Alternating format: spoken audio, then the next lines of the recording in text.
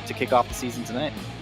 First rule in super speedway racing, if you're in it, you can win it. And a lot of drivers will be taking that to heart here tonight. Now, before we can get to the main event, we do have to set the starting lineup for tonight's 200-mile race. To themselves on the front row. Everybody else, their starting position will be determined in the upcoming duels, which will be 8 laps in total, caution-free. So what about the strategy for that one? Because we got a long endurance race here at the end of the night, but some short sprints here to try and determine your fate on where you're going to take the green flag.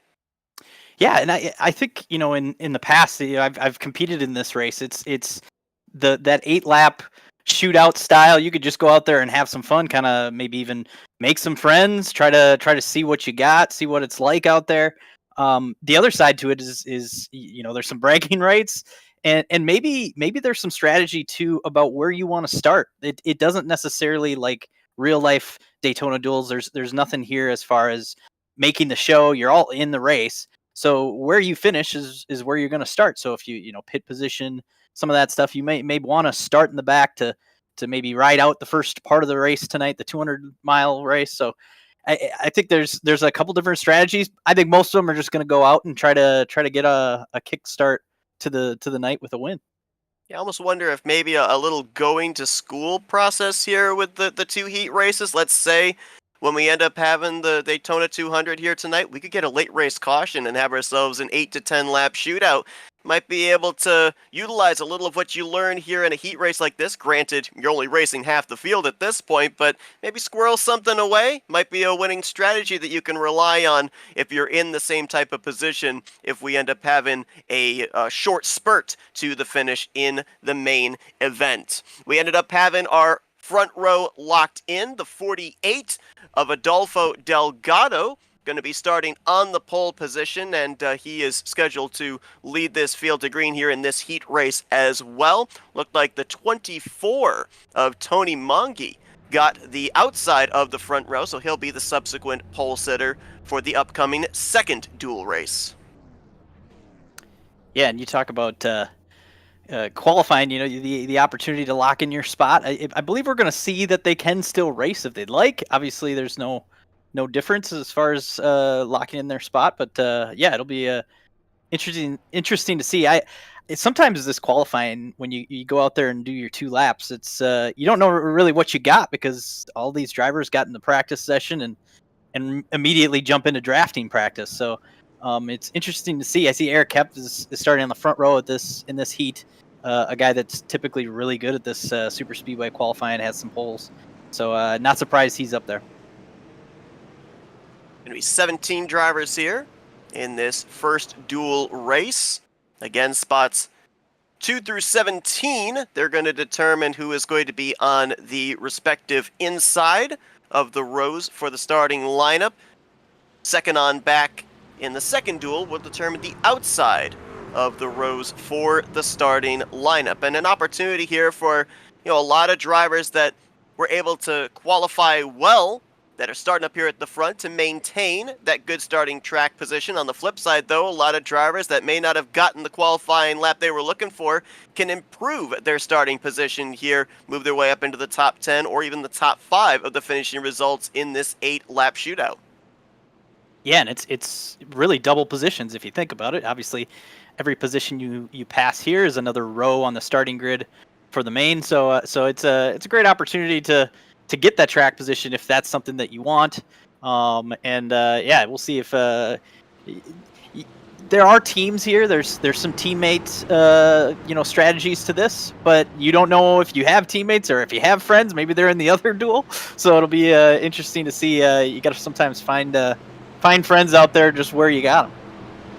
Got a couple of teammates that are kitty-cornered to each other there. You mentioned Eric Kemp on the outside of the front row, Elliot Henderson on the inside of row number 2, so we'll see if they can get themselves organized to be able to work together. Elliot Henderson, a 2-time winner here at the World Center of Racing. And you mentioned as well, not only teammates, but we could also see some alliances formed here in this duel that we'll see later on in the 200-miler, as green flag is in the air and duel race number 1 is green.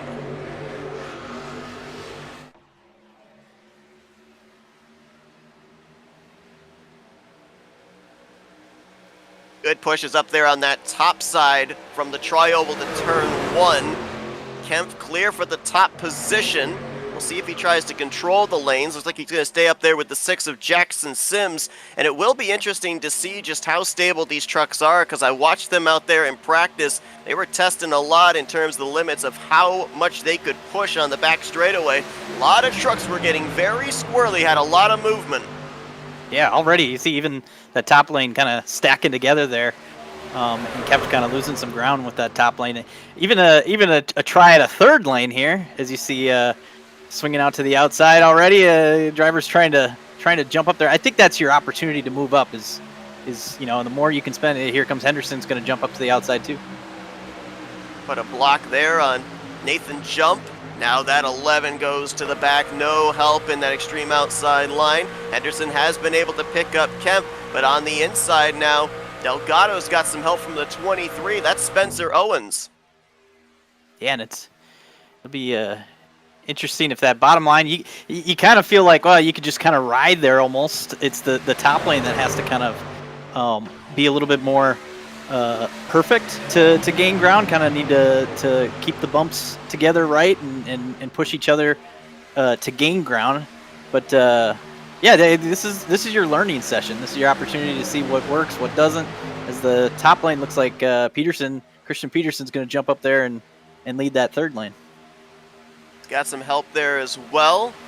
I believe that's the 40 up there with him of Nicholas Caressel. A little bit further back as well, the 90 of Angel Delgado. Only 3 trucks up there on the top, but we know in the past that if these trucks, even 2 trucks, can get hooked up and they can get into a very tight tandem, they can make up a lot of ground against a line that's 3, 4, 5 trucks strong in the middle or the inside line. Yeah, Peterson and Kressel here are doing a great job. They've gained a ton of ground down the backstretch. Almost looked like for a second there Peterson was going to take the lead. He's got the nose out front here, and it looks like maybe clear, but he maybe wants to keep going, keep that momentum up. We'll see if he comes down. Yes, looks like he's going to at least go to the middle lane. Picks up Elliot Henderson in the 37. Now Elliot going to cross down in front of the pole sitter Adolfo Delgado. He's going to go to the point. A lot of movement, a lot of testing the waters here of the different lines. All 3 lanes appear to work. All 3 lanes seem to have momentum. The driver that's out in front seems to want to maybe see what kind of defense he can play against the momentum in the different lanes. As looks like not quite clear there going into 3 is Henderson. Peterson gets back to that right rear quarter panel.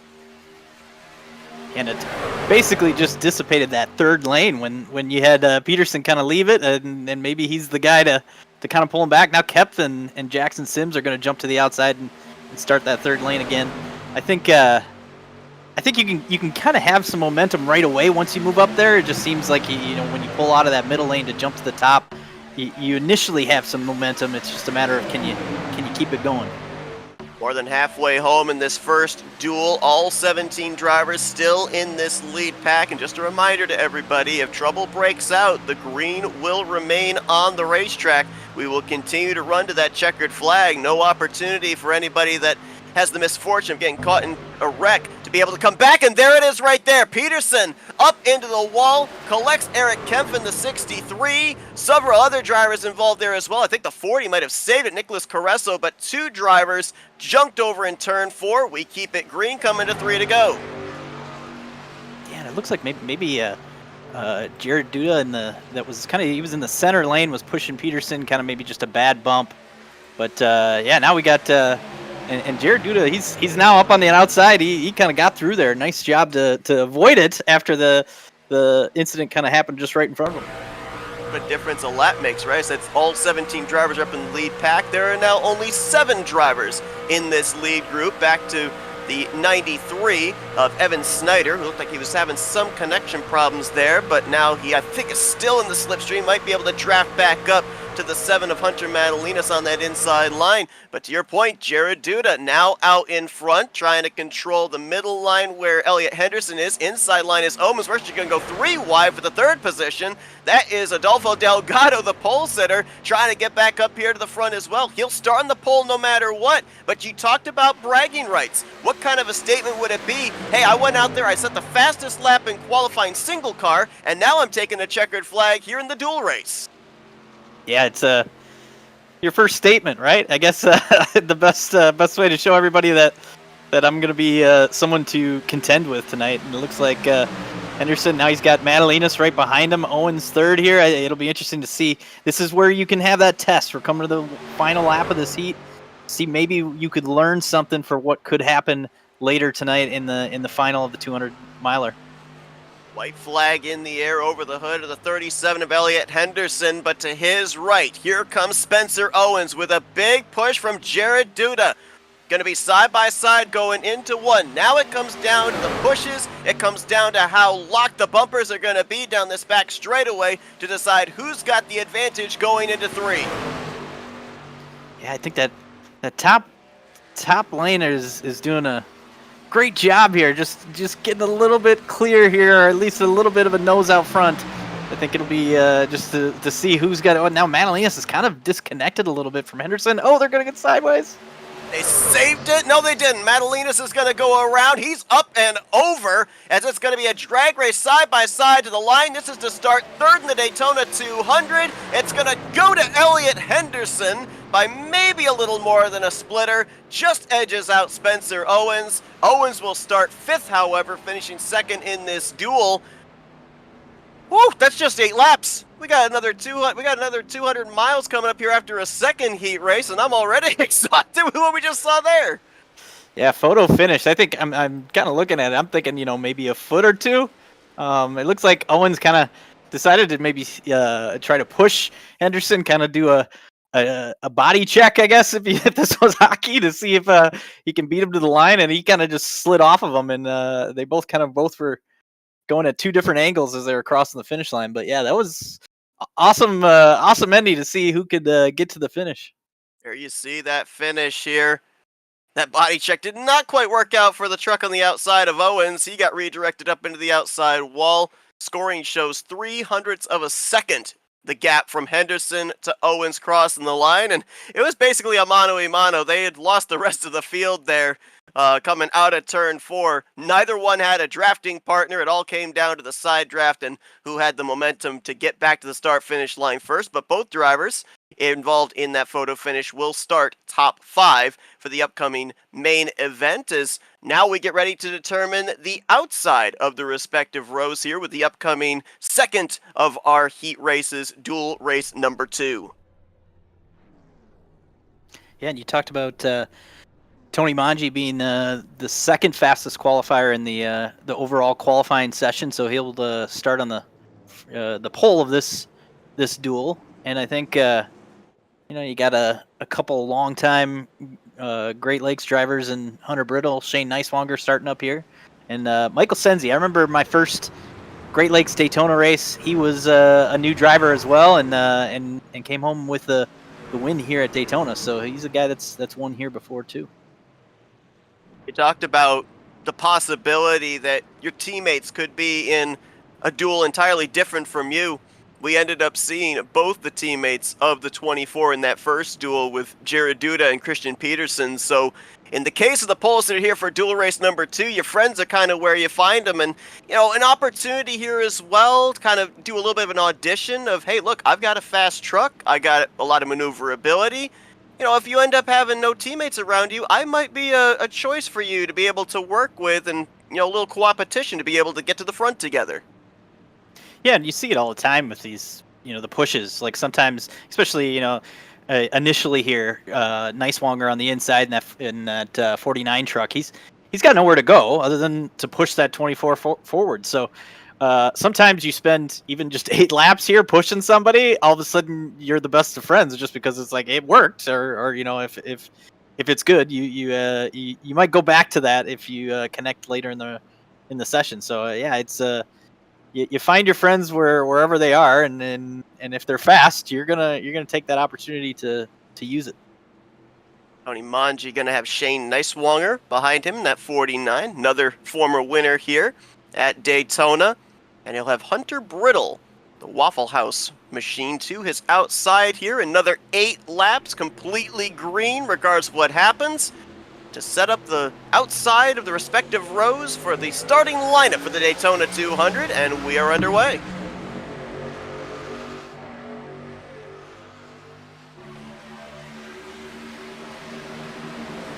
there's always that chaotic duel, and then there's that duel where everybody minds their P's and Q's. Well, we saw a couple of trucks up and over in that first duel. We'll have to see if this ends up being the calm duel, but right now, seeing a lot of movement even through 1 and 2 out of these machines.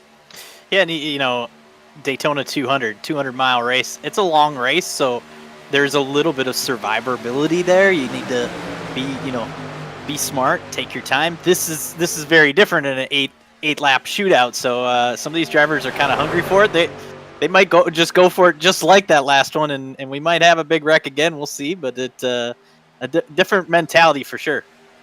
Yeah, the comfort of knowing you're going to race no matter what, right? No knockout qualifying, no cut line there. There's nobody that's going home. So, if you start the race in 4th or you start in 24th, at least you know you're going to be taking the green flag and having a shot of opening up the season with the first official checkered flag in Season 11, as we've got a third line forming there. Not many takers. There was 2. Now a third driver's going to jump up there. We saw that extreme third line really work well in the early going of the first duel, and looks like it is doing it again here in Duel 2. Yeah, it almost, in that first duel, took like a lap or 2 before anyone up there could really do anything. So maybe, I don't know if that's just something like we got to get up to speed a little bit, but we saw Nicewanger being second on that inside lane. He jumped to the middle lane. So now you got Chris Heller, it looks like, behind Manji, trying to push him from the second on that inside lane. And Nicewanger moving to that middle groove where he picks up his teammate out of Dark Horse Motorsports, Hunter Brittle. So those teammates did a good job of finding each other, trying to make something happen in that middle line. That outside line, it's the 18 of Matthew Durr that is making things happen. He's got a lot of help from Matthew Weeks there as well. We're going to be 3 abreast, 2, 3, 4, 5, 6 rows deep going into 3 and 4. And if you're a driver in the back right now, you're like, I really could, gain some track position, but I got nowhere to go. So now that you can see, they all kind of condense together when there's 3 of them kind of bumper, bumper, bumper. That's a little scary. You never know. That guy in the middle is always got a handful when he's trying to hold on to the truck when that happens. And this is amazing. 3 wide, pretty much all even. Looks like Manji's maybe getting out a little bit now through 1 and 2. Something that I've noticed here, and it's been the same in both duels, the respective pole sitters, Delgado in Duel 1 and Mangi here in Duel 2, they've not left the bottom. They have hugged that double yellow line. We only really saw Delgado move around after he lost the race lead. So you got to think that this is maybe just strategy, seeing just how strong that bottom line is to be able to hold off the momentum of the second and third lines. Not a lot of experimentation, really, in the early going of these duels out of the respective pole sitters. Yeah, the other thing that I feel whenever I'm, leading the pack like this, if you're on the bottom, it just seems like towards the front of the pack, that's the first driver that avoids the accident. It's very rare for an accident if you're leading to be in front of you, of course, but it's even rarer that it starts from the leader on the bottom. It's usually, maybe the second or third lines as you see them slicing all over. Even now bottom lanes moving around, but it just seems like it seems the safest place to be when you're trying to contend for the lead in these packs. Ooh, look at that 49 of Shane Nicewanger feeling the air on both sides. As look at that, nice little cut up to the middle line by Christopher Heller. Now he'll lead the second groove and got a nice little shove there before they got to the tri-oval. He's going to actually clear for the race lead. There was maybe just enough room for a truck to fit in, and he found it. Yeah, that's the type of move where you get that initial kind of boost when you do it. Like it just kind of pulls the truck right out, slows the truck that you were pushing down in front of you. So that it was a great chance. He almost probably and maybe was clear for a second, but sticking with Nicewanger here, Heller going to try to maybe grab the lead. Now the 24 of Mangi looks in his rearview mirror. He's got Aiden DuPont, and look who's there in the third position on that inside line, the number 13 Pepsi machine. That's Lewis Woodall. Remember we mentioned about the fact that this is an opportunity to change your fortunes of your starting position if you didn't lay down that good qualifying effort? Woodall started last in this duel, and right now he's up in the 8th position. Could improve more before the conclusion as we're at 2 to go. And Heller's able to drop down to the inside lane. I like that move, especially with 2 laps to go. I think, you saw Manji, he spent the last 6 laps basically trading the lead back and forth by just riding in that bottom line. Grabbing it now, if you're Heller, you got a great shot to at least have a chance to be, leading this pack coming to the white flag at least.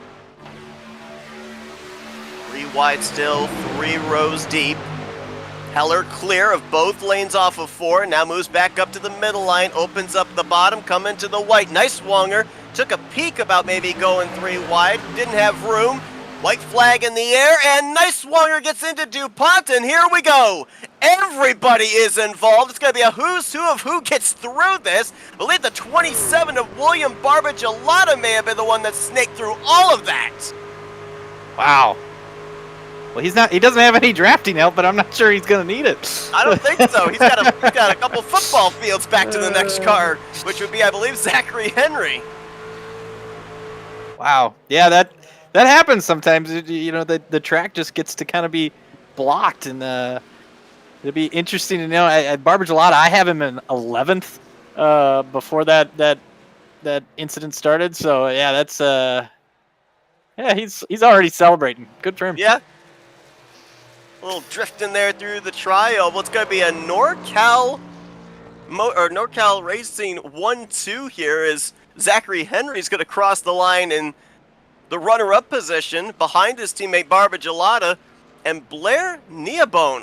He ended up, I think when I last checked in on him, he was running 15th or 16th. He was at the very tail end of the field and was able to get it through all that as he'll finish on the podium. So that means that they're all going to start up inside of the top 10. You said the kind of the tale of 2 tapes as far as the duels. You were right, but it was just the margin of victory. The first one we had the photo finish. The second one, 100 car lengths or 100 truck lengths. I don't know. Yeah, look at that. Everyone waited a couple years to take a picture of second place. Everybody sliding around in that big one there. I don't know. Look at this onboard. Look at this onboard with William. Nice job. The seas just parted. And you saw the truck kind of like it bounces when you go over kind of the road course access points there. There's a little bit of bumps and stuff. It can be hard to handle a little bit. So obviously saved it and at least kept it pointed straight and find the gap and go. With that victory here in the second duel, William Barbagelata will start on the outside of the second row. And we are now, it looks like, going to be moments away from these drivers gridding up for the upcoming 200-miler. Wow. I mean, incredible dual racing. A couple of things that we were able to notice there. All 3 lanes definitely work, but it looks like the run that you're able to get in any respective lane, it's very difficult to push it forward because it seemed like, especially if we look at that second duel, we were gridlocked for that top position for about 5 or 6 of those 8 laps. Yeah, I think it's kind of like I kind of mentioned in that duel, like there's that initial kind of boost you get when you make the move, and it kind of probably disrupts the other lanes when you switch a lane. So I think that is what you're going to see. Of course, the other thing that's totally different now that we, not just the fact that we're going to run a 200-mile race here, 80 laps instead of 8, is now we're going to have twice as many trucks out there. So that can also kind of make some different lines, different things happening, because you might have the packs separate a little bit. Of course, we could potentially have green flag pit stops at some point. So yeah, it'll be fun to see what they learned and how they can put it into a little bit different type of race now. The main event here, the Daytona 200. Twice as many trucks, and now points pay out. It was non-points for those 2 dual races. That was just to set the starting lineup. How anxious do you think we see these drivers out of the gate? Because, obviously there's got to be the pre-race jitters, the adrenaline's at an all-time high, and racers don't want to ride in line. If there's an open space on the racetrack, they're going to want to take it. Do we see a little bit of patience, though, administered here in the early going? Since, as you said, it's an 80-lapper. It's going to take a bit of time to end up getting to that checkered flag.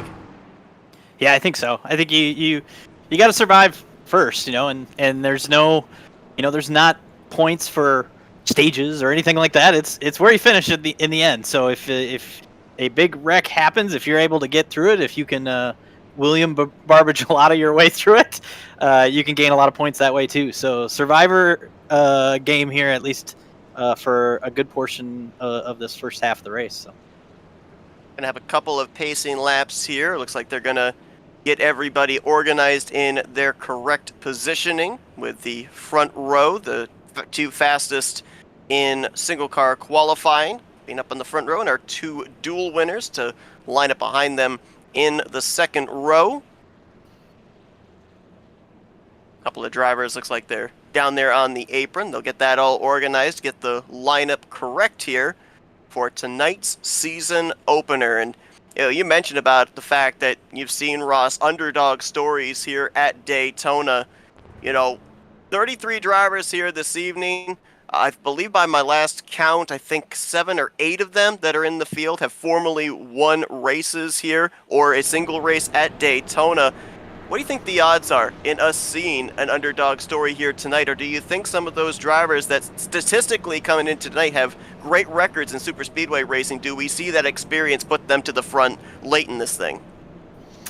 Yeah, we saw a few of the past winners, Manalinas, Henderson, contending even Senzi, these guys that have won here, they're good. They know what to do. They know, how this race plays out. They've obviously, a lot of these races do have pit stops. They have some strategy to them. So, being in the right place at the right time. And then I think they're also guys, the drivers that tend to win these races are ones that maybe they have the friends, they have the group that can work together, make sure they're pitting together if that happens. And so, I think that it's easy to, I would take any of our past 10 winners to win tonight if I was a betting man, but you never know. Some of those past winners are also people that have their only win came here. So we'll see what happens.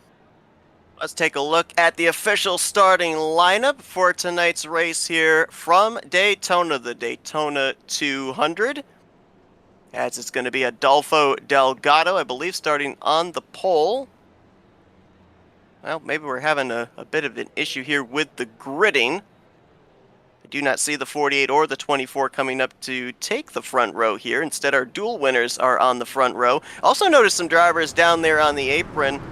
One of them right there in the 23 of Spencer Owens might be saving some fuel right out of the gate. I saw a couple of other drivers down on the apron as well, going through 1 and 2. Well, looks like maybe the pace truck's peeling off, so we're actually going to have our dual winners on the front row for this one. So Elliot Henderson is actually going to bring us to the green, and we are underway in the Daytona 200, the season opener for Season 11 of the Great Lakes Racing Truck Series.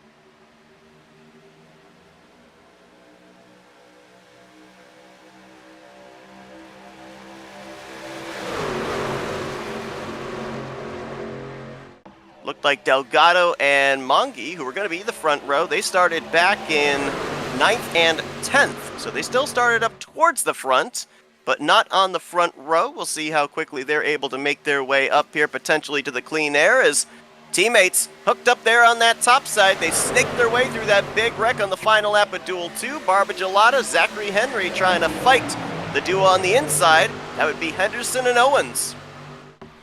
Yeah, and obviously, we talked about it in those heat races, wherever your friends are is the people that you're drafting with. Well, that's the people that you had in that heat race just because that set the starting field here. So Barbagelato looks like he's going to get clear. We'll see if he sticks with Henry, and I think he will. But, that's so far just kind of two by two, somewhat separated it looks like a little bit. No organization. 2 by 2, a lot of spacing from front bumper to back bumper, a lot of spacing door to door there through 1 and 2. One driver going to move up there to the very outside line. I believe that might have been the, is that the 64 moving up there? Yeah. Blair Neabone. Neabone might be doing that just to drop to the back as he brushes the wall there through 3 and 4, stacks them up in that outside line. Everybody going to try and make their way around him. Smart out of the going. If you don't think you've got a truck stable to run up there at the front, you want to keep that truck in one piece, have it around for the end. So drop back to a safe spot, ride for a little bit. Yeah, and you talked about, the fuel situation. I think you can go, anywhere from 25 to 30 laps, depending on where you're at in the pack. Obviously you can save fuel. I think the leader is going to burn an extra lap or two, but yeah, once you get back here, you can kind of half throttle, kind of just, save a little bit and maybe give yourself some options if we do get green flag pit stops. All of a sudden, Barbagelata and Zachary Henry find themselves alone in that outside line. It's almost 3 to 4 truck lengths back to the 92 of Michael Sensi. The organization is on the inside line. Henderson, with help from Owens, Jared Duda there as well. Currently unofficially in the 5th position, and Adolfo Delgado in the 48, currently the 4th truck on that inside line. Is that Delgado on the apron? Looks like he might be dropping back. I did notice his truck disappear the last lap down the back straightaway. He may be dropping back due to connection problems there. Doing it safely down below that double yellow line. That's out of bounds. You cannot advance your position, but you can go down there and lose spots without getting a penalty. Yeah, and I think there was a couple asks in the driver chat, just like, hey, it looks like your connection's bad. And nice of Delgado to just drop back and hopefully it gets better so he can get back up there. But now this top lane got some momentum here. Josh Robin in the 8 truck. Milwaukee Tools is the sponsor on that machine, but when I was watching that truck in practice, I got the Circuit City vibes, that throwback on that number 8 machine. Looks like that is the same font as well, yeah. And he's getting a good push from the 1 of Jared Darling. Yeah, we didn't see much from, or at least talk much about Jared Darling in that first. I think he was in the first. Exactly, I don't know what we talked about him because I don't even know what duel he was in. But up front here now, he's moved up pretty nicely. Both of the 8 and the 1 up 20+ spots. So that top lane worked for them to get up there and contend right away here, 6 laps in. Christopher Heller up there as well, 3rd truck on that outside line. We saw him fighting for the race lead in that second duel, but did not come away with the victory. Now he's made his way back up here into the top 10. See about maybe 7 trucks on that outside line. Most everybody migrated down to the bottom up here at the front of the field, but to your point, a lot of space right now. We're not seeing the pushing and shoving that we saw back in the dual races. Everybody just pacing themselves here, realizing that in super speedway racing there is little room for error, and if you make that little slip up, it can have catastrophic results, not just for you, but everybody else in the field. So everybody right now might just kind of be in ride mode, looking towards that potential first round of green flag pit stops. Yeah, and it's like we said, opportunity to save, but also just get your mind right. I mean, that first and second duels, both of them, they're a little bit crazy. So now an opportunity maybe to just kind of be smooth, save your. It's somewhat of a chess game. So sometimes you gotta save your mind and save your thoughts for later, and just ride a little bit. So. Yeah, it's interesting to see. I think every once in a while, some of these guys up on the top, I think they use it to maybe as a passing lane, move up the line a little bit, and then drop down to the inside and just follow the train. So we'll see if anyone decides to try to get more positions here and try to get back up there. We still have a couple of those guys up on that outside towards the front, though. Saw just moments ago, we were riding on board with the 14 of Gavin Fitzgerald. Started this race from the 14th position. He's side of the top 10. He's got the driver alongside of him that was the fastest in second fastest in single car qualifying, Todi Manji, who is battling him right now for that 10th position. I just noticed on our scoring pile line, we talked about some drivers that drifted back to kind of right at the rear of the field. Few drivers might have drifted too far back. The 64 of Blair Neabone, Christian Peterson in the 71, the 4 of Rod Fast now. They're running 20+ seconds behind the leaders. They're obviously out of the draft. They might be in the camp of looking for an early yellow here, because if we continue to trend green, with the lap times being made by this thundering herd of trucks and just the slower speeds out of a single or two truck duo, they're going to find themselves in trouble here if we continue to trend the way we are with green flag racing. Yeah, it seemed Peterson and Fosnau, it sounded like maybe started from pit road, and I don't know if I didn't catch it, but it sounded like maybe not a, I don't know, not by choice, or if there's connection issues or having to do, so, sometimes that happens, sometimes that's good, because if a early wreck happens, I imagine they're right now hoping and thinking that this pack right now is, 3 wide, 10 rows deep, and hoping that that caution's coming. But hate to break it to them, it's pretty calm right now. But yeah, it looks like Neobone. We saw him jump to the outside of that pack and decide to kind of go to the back. But then he lost the draft, and I think now he's just kind of checking up to connect with those other two. So I do think you go another 6 to 8 laps, and these guys are going to probably catch up to them and potentially put them a lap down. So that'll be an interesting moment if we get there. And now we're only double wide back through the top 13. Everybody else, 14th on back, have made their way to single file. So definitely now settled into a long run. Things rather calmed down, and it's not aggressive side-by-side racing up here as well in these 6 rows. Again, giving a lot of space here, just kind of holding their track position. I mean, the thing of it is, too, if we end up having a round of green flag pit stops, how important, if you're a driver back there, maybe from Barbagela to Henry on back, is there a sense of urgency when we draw closer maybe to those pit stops of picking up a couple of extra spots here on the racetrack and hoping that translates to a huger net gain once the cycle is complete, or is it just too early to have that sense of urgency? I've always liked how, when a super speedway race gets this look where it's green and kind of somewhat single file, I always like to ride a little bit, and then a couple laps before we're starting to talk pits, that would be when I tried to gain some spots, and I think, and my thought was always you save some fuel, so that way maybe you don't they talk about it in real life super speedway racing, how important it is to spend the least amount of time on pit road. So if you could save some fuel, but then get the track position before the pit stops by driving up towards the front of the pack, you can kind of potentially save yourself from any pit road mistakes, sliding through your box, and still be able to stay in the draft. That's the biggest thing here if we get to a green flag pit stop. So yeah, I think it's interesting to see some of these guys save. We'll see if at some point they'll decide to race up there, or if they just do this until the pit stop.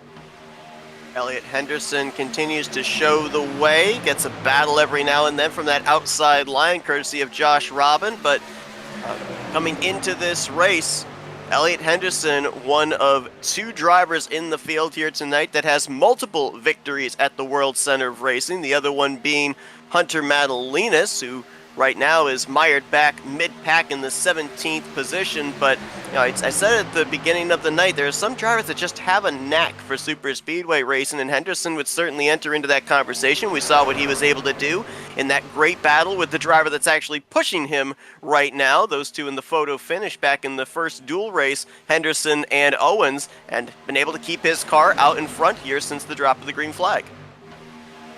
Yeah, and it's a 5-time champion in this league. Henderson is that 37 black and green truck. It's a common truck for a lot of these drivers to see out there. So it's one that you maybe don't want to.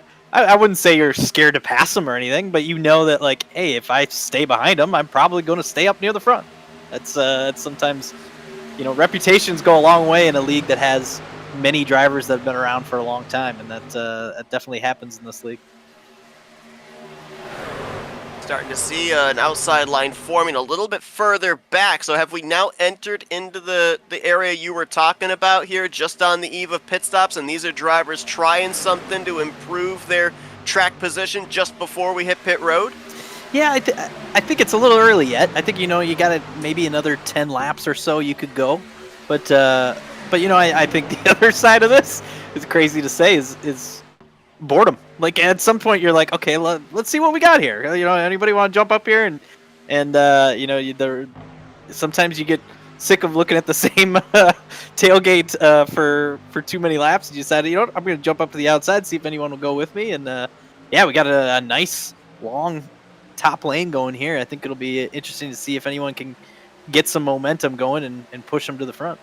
Yeah, it goes against the driver's nature to just ride. The one thing you want to see out the windshield is clean racetrack. You don't want to see somebody's bumper, and a lot of times you don't have options like that at a super speedway. A lot of times you're forced to push that truck in front of you, but a number of drivers, a good half dozen drivers, saw a lot of clean racetrack up there, jumped up, and now that outside line's got about almost maybe a dozen trucks there. I also noticed another truck that's jumped up there was Ashton Lawson. He, for a good portion, the last 5 laps, was running the last car in this pack back in the 30th position, and he's been able to gain 10 spots in the last 3 laps just with having clean racetrack, a little aid of the slipstream with the draft as well as he makes his way back down to the bottom. But opportunity there for a number of drivers that may have been outside of the top 20 now find themselves up inside of the top 15. We talked about saving fuel. It's kind of almost tough if you do want to, you know, run half throttle if you're too far back, because you can get the big toe, but the momentum just seems like it's dragged out a little bit longer.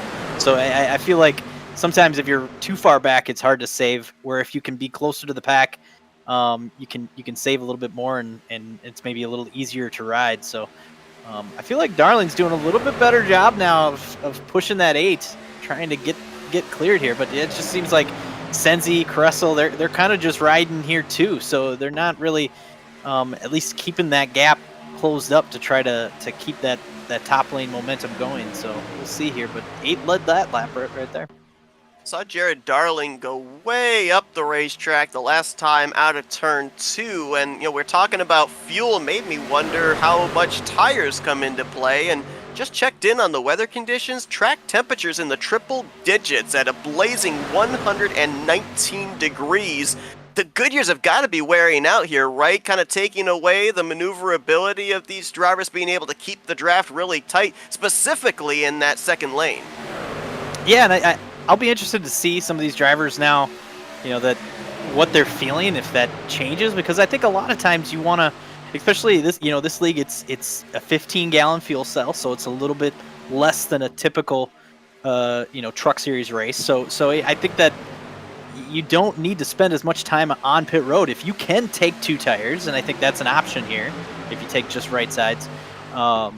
You can make sure that you're not waiting on pit road for too long. So yeah, I don't know. We'll see how many decide to grab 4 tires. I think grabbing 4 tires is a great thing because it gives you the option later to do whatever you want. So we'll see. If especially they burn this whole fuel tank, it'll be pretty tough for them not to want to just grab 4 tires, so that way they know they're good for the next pit stop, because it's probably going to be a 2-stop race.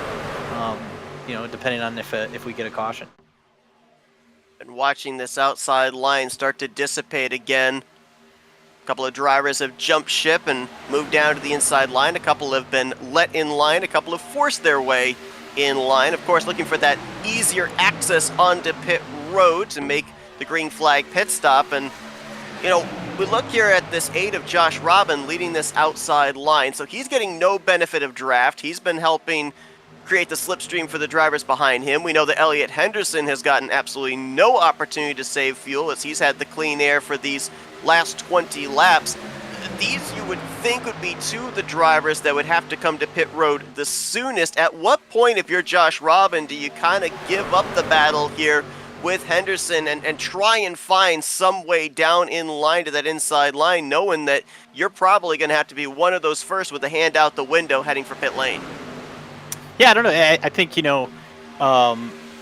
Robin is actually a teammate with Henderson this year, so there's some, or at least in the chat I see, maybe not a teammate, but ultimately that's a part of this is the chat, being able to jump on the line and know what's going on as far as pit stops. So I think that's the key here. If you're on that top lane, you're going to start hearing the chatter when the time comes to pit. Hey, we're going to pit this lap, or hey, just a heads up, we're going to pit. Picking numbers or whatever, or hey, I'm trying to get down here. So I think that's when you start focusing on that, and hopefully, obviously he's been leading that pack the whole time, so maybe he is less fuel than most of these drivers that are on the bottom lane other than Henderson. So we'll see. It'll be interesting to see if you give it up. It's so hard to though, and if that inside lane loses a truck or two pit stops, that's when you maybe will get an opportunity to gain some spots up on that top lane. You mentioned in the case of Josh Robin, not a teammate to Elliott Henderson. Robin fielded out of Split Second Racing, and Henderson, the multi-time champion out of Spectrum Racing. However, there's another Spectrum Racing truck behind Robin and Jared Darling, and there are alliances between teams in racing series as well. So, we're seeing that play out here with the 37, the 8, and the 1. I almost wonder if maybe for Henderson, maybe a point where he might try jumping up to that second lane, try and tow the 8 and the 1 along, get them clear of the inside line so they can all make it down to the bottom to come to pit road together. Yeah, it's not a bad idea to try to get your teammates up there, especially like we've said, that 8 and 37 have basically been leading the entire race, so they're probably similar fuel right now as situation. So it's you're more than likely going to pit at the same time. The other little variable I'm seeing here is we're going to have those lap trucks. There's those 3 trucks, Neobone, Peterson, and Fosna.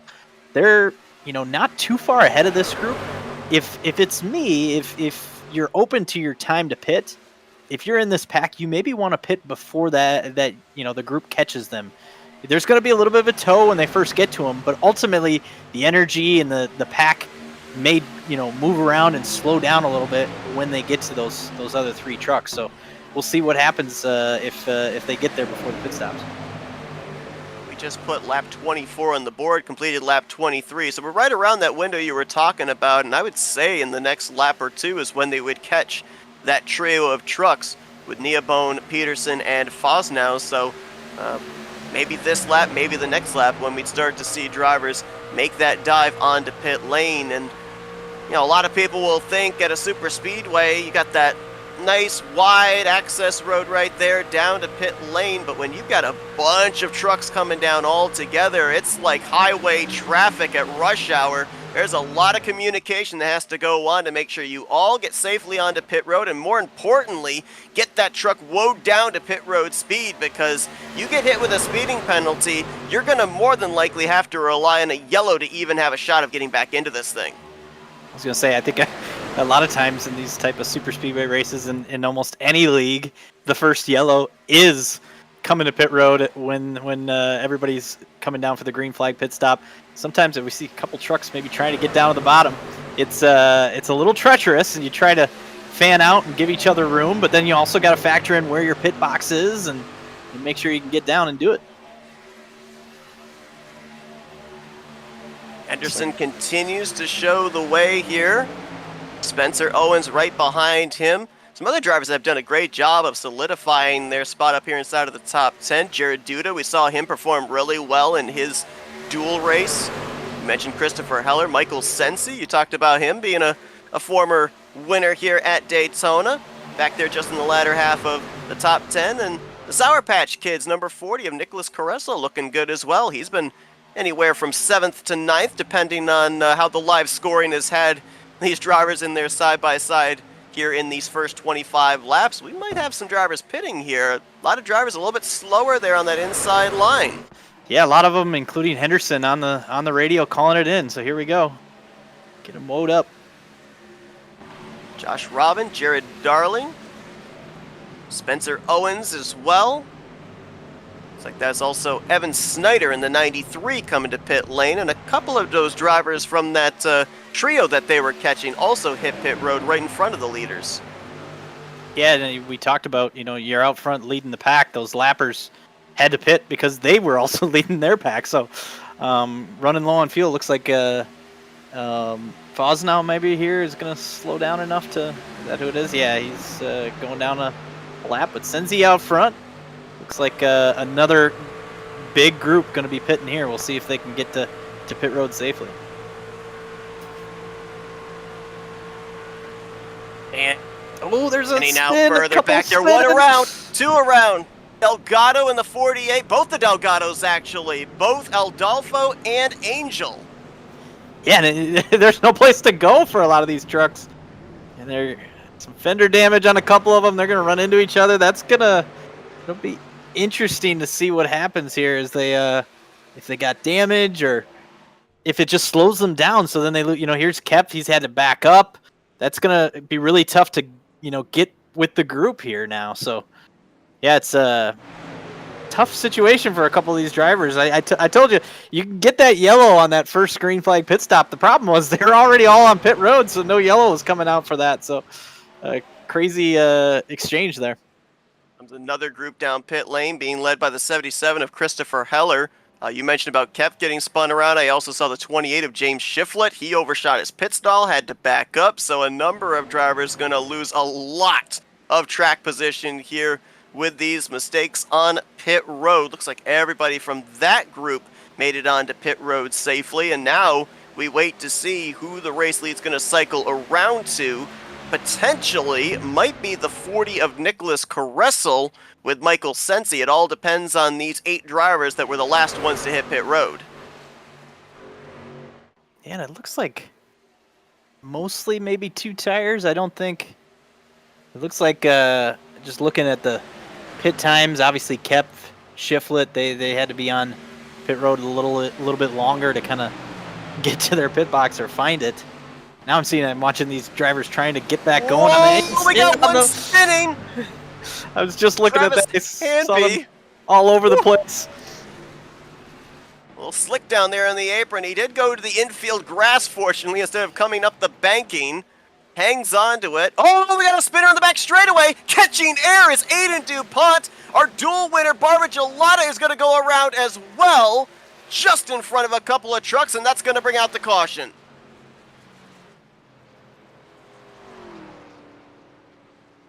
On pit road was an adventure. Off pit road, an adventure, it would seem. Yeah. Yeah, it's taking place right there, man. Yeah, we're gonna look at the entrance to pit road to start. I think that's it's just crazy. And of course it's a race, so you're trying to make all these decisions quickly. There can be a little bit of panic because if you don't rejoin and stay in your group or pit with your group or lose time because you're spun out on pit road, you can panic because it could end your race. Especially the green flag feel we had for the first part of that race. There's that sense like, could this go green for a while? There you see the contact. That was the 90 of Angel Delgado locking it up. Clips the 48 of Eldolfo Delgado. Look at everybody just trying to cut their way through. I think there was contact with William Barbagelata. He may have been the one that clipped the 53 of Eric Kempf. Or sorry, the 63 of Eric Kempf. We're on board here with said 63. Watch right here. He, for the most part, had it missed. I think he's just going to get clipped in the left rear here late. Yeah, maybe trying to get to his pit box here, and yeah, had to say hi to Shane Nicelonger there. Yeah, and I don't know. Looks like maybe Jeff's gonna bring up the backstretch incident. I don't know what happened. It sounded like Aiden DuPont. He said that not a big deal as far as wow, we had that. I didn't see that. Yeah, the 93 of Evan Snyder and 28 of James Shiflett there, both big damage. And Shiflett was back there because he overshot his pit stall. Wow. So I don't know if that was the technical reason for the yellow. Obviously, Shiflett would have probably been out on the track there. Looked like DuPont and Barbagelata were involved in an incident on the backstretch. No, I heard in the chat, no issues. Obviously, just sounded like a racing situation, but be interesting. We've seen here's DuPont. Oh, not knowing where they're going and just around and almost tipped it over. Almost went over. We saw as well just before this. We also saw the 3 of Travis Hanby have his hands full on the apron through 1 and 2. A lot of trucks getting snappy loose there. Is that, you mentioned about a number of drivers taking just 2 tires. do you think, such a difference in the tire heat of the lefts and rights that led to the loose sensation a lot of these drivers had? Is it the track temperature? What would have been the mitigating factor for seeing a lot of these trucks literally just snapping? I'm gonna say yes, all of it. I think that could be everything. I think there's always that little transition on the banking, the super speedways. Trying to, sometimes you might have the left sides a little different angle than the right sides, depending on where you're at on the banking, and it can, yeah. And we talked about it. It's a rush. You're trying to get going, and it looks like, it just looks like maybe came up the track. Barbara Gelada was trying to push Aiden there. Just both of them went around. I think both of them should be fine. I think you maybe come in and get your 4 tires now if you did have the 2 tires. So still have a handful of people on pit road right now, maybe fixing some damage. But yeah, we're gonna have looks like Brent Kingcott is gonna be out front here. Yeah, most everybody came back down pit road under this yellow, even though they had just been on pit lane for a green flag pit stop to, at the very least, top off the fuel tank. A trio of drivers elected to stay out. Now, I believe that's Brett Kingcott, Jackson Sims, and Travis Hanby. They ended up, it looks like, they went with 4-tire pit stops on their green flag stop, so they gain a ton of track position. Henderson, who's led just about every lap up to this point, now going to find himself restarting back in 4th with Jared Darling completion of the top 5. You mentioned about drivers on pit lane. We do have one driver that came down and made the hard left-hand turn to the garage area. It looks like Blair Neabone will not reach the conclusion of tonight's opener. He'll be finishing tonight in the 33rd position. We've got 32 drivers still scored in this race, and 30 of them will be on the lead lap on our first restart of the evening, nearing the halfway point. Yeah, and I think a lot of these drivers coming down to top off, basically, at least top off or maybe get the 4 tires now. That basically sets it up where they can make it on one stop. Maybe it's another 2-tire stop if they need. But these guys out front, they should be fine too. Ultimately, running under yellow to make it on one more stop. But I would be a little nervous if all of a sudden these guys that stayed out here stay up here and lead this pack for a while. We'll see. We ran about 30 laps completely green. They kind of minded their manners. We saw some double wide up at the front, but now as we start to creep closer to the halfway point, we'll see if the ante gets up just the least little bit. As little team communication right there. Brent Kingcott with a great launch, tucks down in front of Jackson Sims, and he'll lead the thundering field into turn 1 with 48 laps to go here in the Daytona 200. And it was a nice job to get down there. You can't change lanes before the start-finish line, so you just got to make sure you do that. But looks like Henderson's going to try to get back, take control of this race. We'll see. He's got looks like the 23 is Spencer Owens pushing him back up there. Spencer Owens has been glued to Henderson's back bumper almost the entirety of this race. He was the drafting help on the inside line prior to that caution, and now he pushes Henderson clear around the outside line. They'll migrate back down to the bottom, and again, let's remind everybody, these are the 2 that were banging doors coming to the line in a 3/100ths of a second finish back in the first duel. So little frenemies right here saying, hey, I see you, you see me, we had a great battle, and now let's work together and maybe repeat it here in this 200-miler. Yeah, and I heard some team, or at least driver chat says, hey, let me know when you're clear, we'll jump down. So definitely some working together for 2 drivers that don't necessarily have teammates or an association. So sometimes that happens. Obviously, both longtime drivers in this series, but yeah, now we got Heller and Lewis Woodall who are running this top lane. Kind of the first time we've seen them up towards the front. We'll see what they can do, trying to maybe grab the lead. Lewis Woodall, another driver that is a former winner here at Daytona in that Pepsi machine. Behind him, you've got the 49 of Shane Neiswanger, and then the 10 of Hunter Brittle. It's got some fast trucks up there, and now we're going to start to migrate to a third lane. First time all race that we're seeing that, but Laps are ticking towards halfway. You mentioned we've got that one pit stop still coming up here, but now drivers, the aggressive level is going to start inching up just the least little bit. I don't think we're at full force yet, but the pot's boiling. Yeah, third lane finally. That's something new we haven't seen. That's a couple trucks, Darlene, Robin, Madalinas, all drivers that have been up towards the front before, maybe had to get up there now to just lost some track position during that yellow. So yeah, 3 wide for at least somewhat for the lead. Is yeah, nice job by Darling to bring that line all the way up there. Mentioned about the fact there were a number of drivers that had lost the lead pack, as looks like Darling is going to take the top position. Not quite clear going into 3, as we are literally gridlocked 3 by 3 by 3 for the top position. But we had a trio of drivers that they were in danger of being a lap down. That caution really worked out for them. Christian Peterson's been able to make his way up now to 12th. Rod Fast now, he's in the 20th position. So that caution was a saving grace for a number of drivers right there. Yeah, and it's nice to see, other than our drivers, you know, Snyder and Shiflett, who both obviously had the big damage. All these drivers are, you know, they basically they're all in a pack still. You know, I kind of was worried they were going to lose some drivers just because they got some damage in that exchange or issues, you know, on pit road. But yeah, they're all still in this.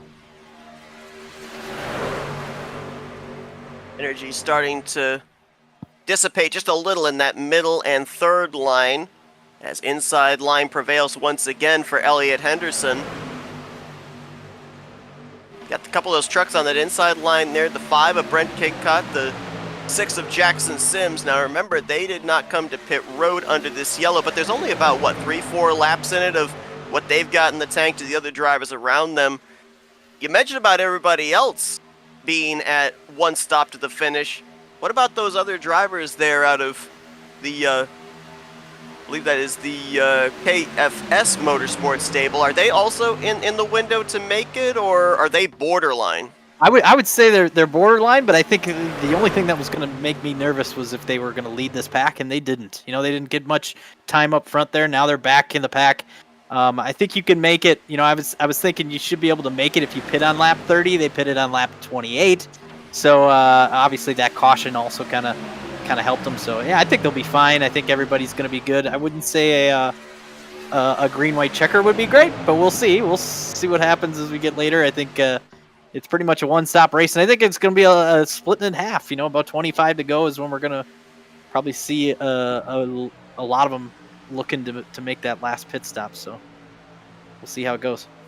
This 3-wide racing all the way back to just around the 15th, 16th position, with Henderson leading the inside line, Heller in the middle, Darling continuing to rim ride around the top side. Most everybody else have organized themselves back out to single file, kind of riding, lying in wait, seeing what happens up here at the front. But very similar here, Ross, like what we saw back in the dual races, where the driver that was out in front just kept it pinned down there to that double yellow line. We saw Delgado do it in his dual race. We saw the 24 do it in his dual race. And Henderson's kind of done pretty much the same. We've seen him move to the middle line a couple of times, but you see right there, more than willing to leave that lane open for Heller and Woodall to get some momentum down the back straightaway. Committed to the inside, committed to staying on the front bumper of the 23. Yeah, I think it's just the best spot to be. You know, the safe spot. And you can kind of control yourself a little bit better. You don't. Yeah, it's definitely the best way around. It seems like obviously it's, you know, the shorter part of the racetrack being down at the bottom, but it's you have the most grip, you have the most, and I think there's also this feeling of like you have the opportunity to escape if something happens when you're down on that bottom lane. You can use the apron, but yeah, it's the place to be, at least for maintaining your position. And if that's in the lead, it seems to have worked all night.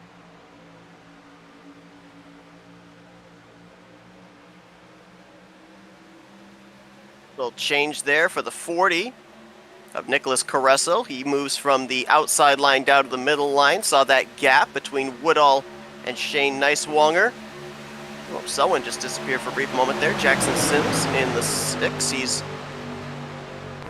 come back, it looks like they're 4th on that inside line. A lot of drivers that I'm seeing right now run up inside of the top 10 that did not start this race there. Lewis Woodall, he started back in the 28th position. Chris Heller, he was back in 20th. Brent Kincott back in 22nd. These drivers have run a very patient race. They have taken their time in getting up to the front, been very methodical. Now they're here, and we've got that potential money pit stop coming up, so the pressure is amped up. Now, if you've got the track position gained, what are you most focused on here at this point in time? Is it just making sure you don't put a wheel wrong? Are you completely thinking ahead to that pit stop, getting some team communications or some alliance communications going to make sure you come down with a decent pack? Where is the focus at this point, crossing the halfway threshold? I think so far I'm looking at a lot of these trucks. There's not much to worry about. It's maybe just having some fun right now. I think these drivers are all trying to see what they got, see if they can push their way to the lead. And that top lane's doing a great job now. Darling's going to have a clear lane to the bottom. He's going to take it. And yeah, this will be the first time we've seen this run somebody jump in front of Henderson. So be interesting. Jared started, or at least started 24th, but I see lowest 30th. So up and down all over the place so far. So it's yeah, cool to see some of these drivers, go from the front to the back and back and forth a couple times. Jared Darling spent a good portion of that first long green flag run pushing the 8 of Josh Robin in the second groove. Robin repaid the favor with a big shove last time down the back straightaway. Got Darling clear of all 3 lanes, and now Jared Darling going to have some clean air on the nose here with Elliott Henderson behind him. Ooh, got moved up the racetrack a little bit there by the 37. And Henderson will move his way on by once again. Couple of teammates there, and I'm almost wondering if that might have been Jared Darling saying, I got up here, I got a lap led, that's going to be some bonus points coming my way, but I don't want to be that lead truck. I want to still have the benefit of saving fuel. I don't want to be creating the clean air for everybody else behind me. Yeah, an opportunity he's maybe learning some things right now, seeing what he needs for later as far as moves to make. So, like, hey, obviously, once you get to the front and you're leading, I'd be interested to see. We saw a great job by Henderson on that last restart to get back to the lead. But he obviously just, when you're in the lead for a while, you're not really spending time learning how to get back there. So at least for the one truck right now, he's doing some, maybe getting some lessons, trying to figure out what's the best way to get to the lead when he can. Keeping an eye on a couple of drivers that ran into some issues on pit lane during that cycle of green flag pit stops, and mounting some comebacks here. Eric Kempf has just cracked the top 15 in his 63 machine. Aiden DuPont, who had that spin on the back straightaway that may have happened after the caution flew or may have brought out the caution. It was a mixture of different things that happened all at the same time, bringing out the first yellow of the night, currently in the 16th position. And also Angel Delgado, who had that brake lockup, spun out on the entrance of pit road with that first group. He's back up inside of the top 20 in the 19th position. So a lot of drivers that had some issues down below the double yellow line, still up here in this lead pack inside of the top 20, still in the hunt for this checkered flag. And I saw a few laps ago, Christian Peterson, went from bottom all the way to the top when he had an opportunity. And a couple laps later here, now he's out front there, at least trying to grab the lead up on that top third lane. So, yeah, that 71 truck last year had a lot of moments of speed and dominating races. So he's used to being up front. So I think that that's where he wants to be right now. And it looks like we saw the 8 push the one truck up to the lead. He's going to try again with that 71. Yeah, whether it was planned or not planned, Peterson was one of a couple of drivers that started this race from pit road, found himself just on the eve of the green flag pit stops in danger of going a lap down, and what a difference a caution makes. Now up here, going to lead that lap on that third lane, coming close to 30 laps to go. Yeah, another driver I just saw jumped up to that top lane, the 14 of Gavin Fitzgerald, and he hasn't been really in the top 10 the whole first half of this race. You talked about some of these drivers getting back up there, or at least getting up there maybe for the first time even. This is your opportunity right now. He's kind of trying to find a way up there, top, bottom, middle, whatever option works. Big Hunter run there. Mandolinas in that middle line there as well in the 7 truck, right behind Christopher Haller. We haven't mentioned his name much here today either. He's kind of been hovering between 15th to 25th for a majority of the beginning of this race, but I guess now that we've crossed halfway and we're in the home stretch, a lot of drivers feel now it's go time. Now you got to get yourself up there positioned for that final pit stop, whether it be under green or under caution. You're also maybe trying to set yourself up, positioning yourself in the field, hoping you're not going to be in the vicinity when and if the dreaded big one might break out. Yeah, I mean, they've been doing a great job tonight, just, showing opportunities to move back and forth through the field, but not a lot of crazy moments on track. They're all kind of doing a great job of just keeping it straight, I guess. But it's just the pit road parts that have been the struggle. So yeah, maybe a calm before the storm, and the storm maybe isn't the big one as much as just that pit stop, which probably about 5 laps away from. So yeah, I think it's really cool how great these guys have been able to show some racing, but also nothing too crazy as far as close calls are sliding around too much. Yeah, pit road definitely has been the chief offender here tonight so far in terms of incidents, and you talked about us nearing that final pit stop. These drivers are about to complete their 19th stint on this run. About 6 laps from now, put them right on the mark of 25 laps to go, so it would be the money stop here for these drivers, and we saw a lot of drivers do really well in coming down pit road in a large group, executing, giving the space, all leaving together. Saw a lot of drivers have some issues as well, and we talked about the fact we saw what happened there with Aiden DuPont. We saw the 3 get loose down there in the apron. We saw Shiflett get loose coming off of pit lane, heading into turn 1. That's got to be in the back of these drivers' minds as well, right? Of getting up through the gears, making sure you keep that car steady underneath you. Yeah, you come down pit road, you execute the pit stop, great, but your problems aren't over. You still got to make sure that you safely merge back onto the racetrack on the back straightaway.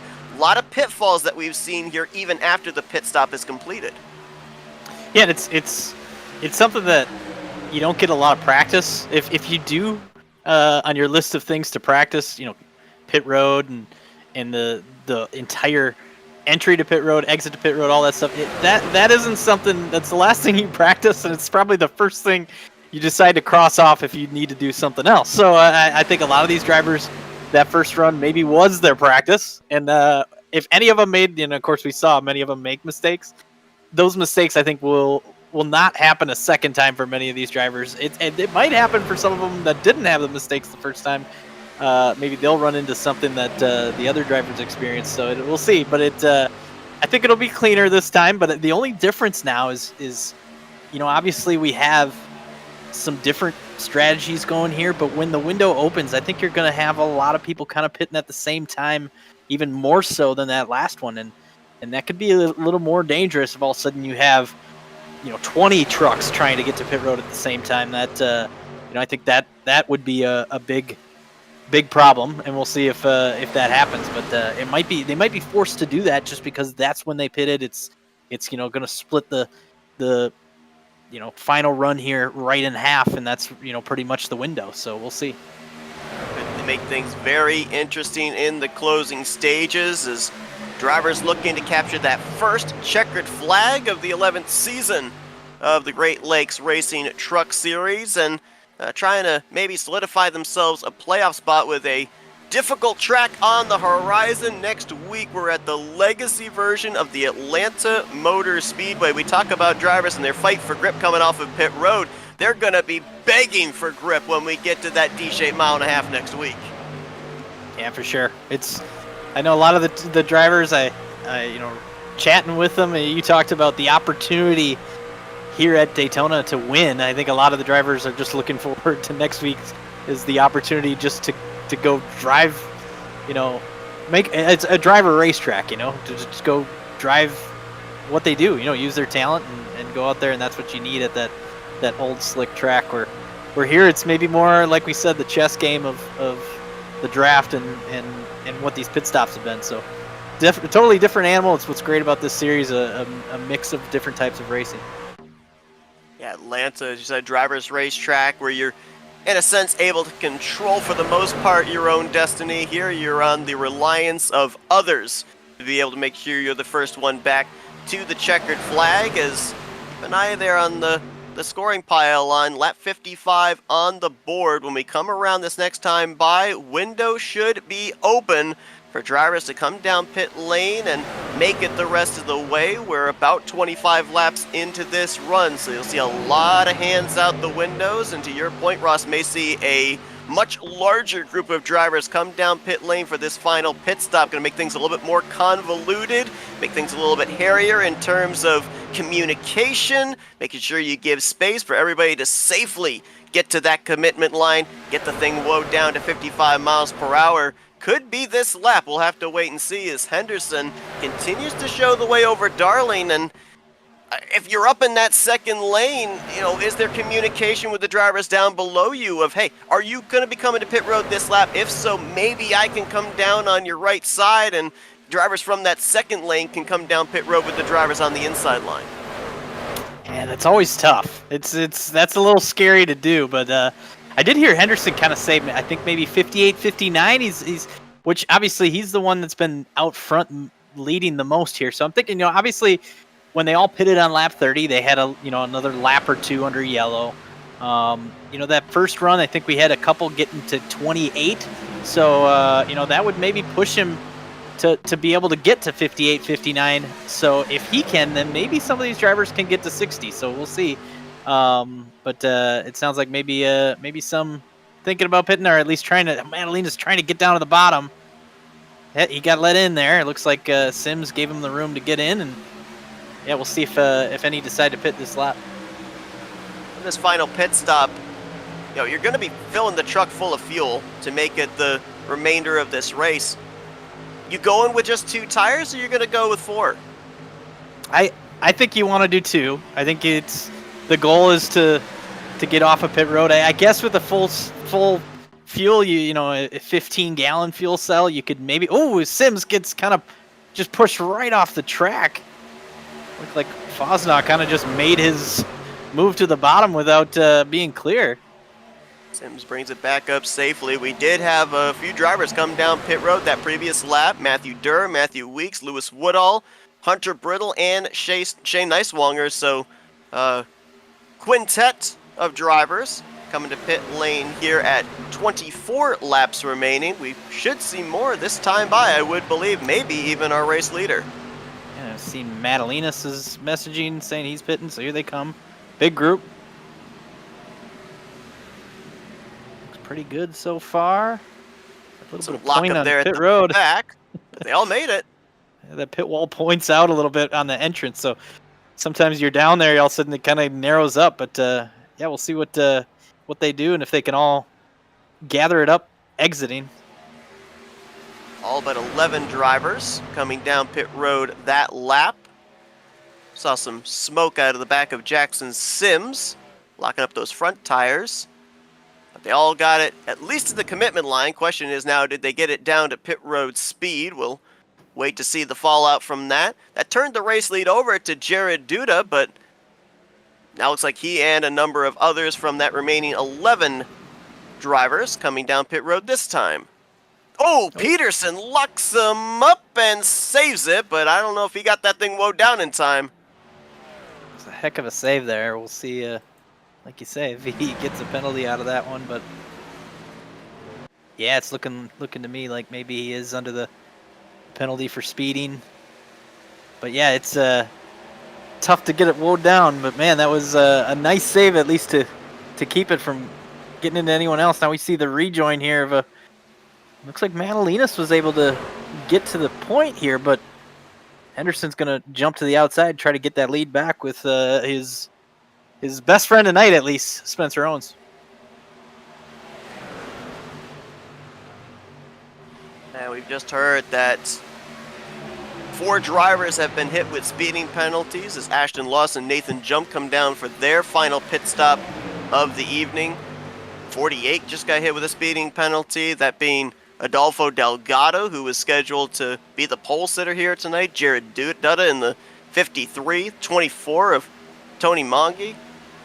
Christian Peterson as well with a penalty in that 71. We saw his lockup on the entrance of pit road.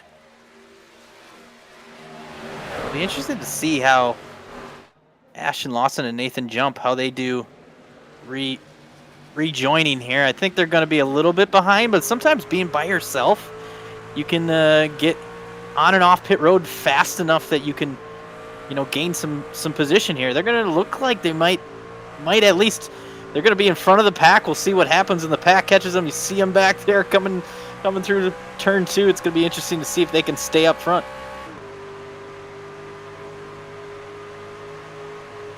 Feel like they're probably going to get swallowed up as pack of about 15 are thundering up to their back bumpers here into 3, and they just move up there to the 3rd lane. Let them buy some contact there between Darling into the driver's side door of Nathan Jump. Nice job hanging on to it there. A little closer than they wanted. Got a couple of drivers coming down pit lane. One of them is Adolfo Delgado in the 48. Having to serve the pass-through since his penalty was speeding exiting pit road. If you're speeding entering pit lane, they hold you there in your pit box before releasing you. So tough break there for Adolfo. It was looking like it was going to be a good night for him. He was the fastest in single car qualifying. Got the pole position, even though he didn't start up there. There was a little bit of a miscue there in the starting lineup, and had a strong truck in his dual race as well, but not going to be the finish indicative of the speed underneath the hood of that 48 machine. Is now Matthew Weeks battling on the top side for this race lead from Elliott Henderson. Remember, Matthew Weeks was one of 5 drivers that were the first ones to initiate this final round of pit stops. We don't normally talk about the undercut when it comes to super speedway racing, but it worked for him.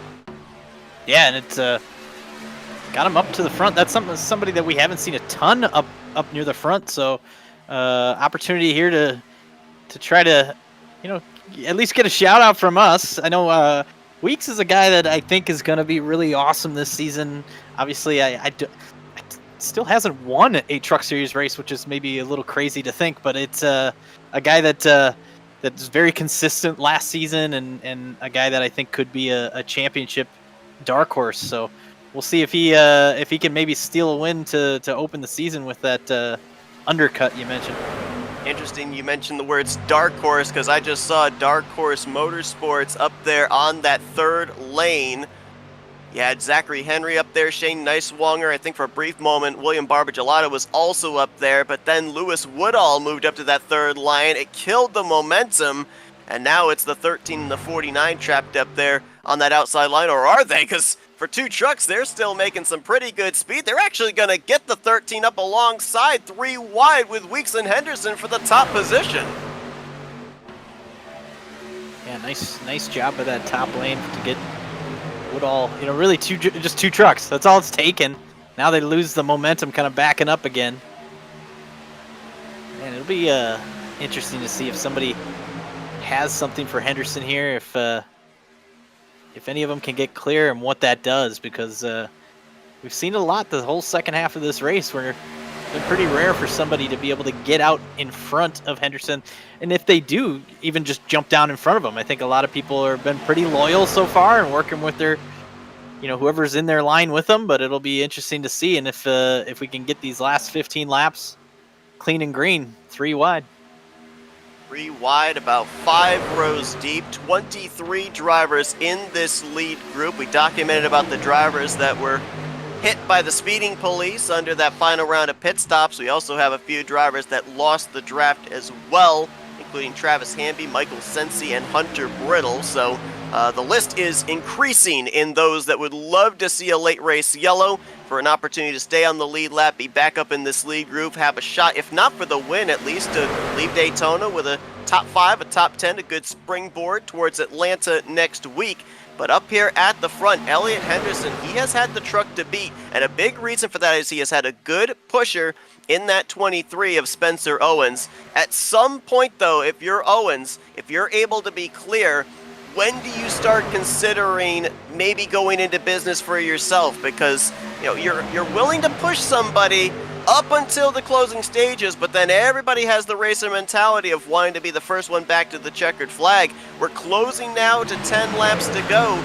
Laps tick away, the intensity picks up, and if you're that 23, when do you then start thinking about venturing off the bottom if that lane is available? I mean, if you're Henderson, you probably feel that that's going to happen at some point.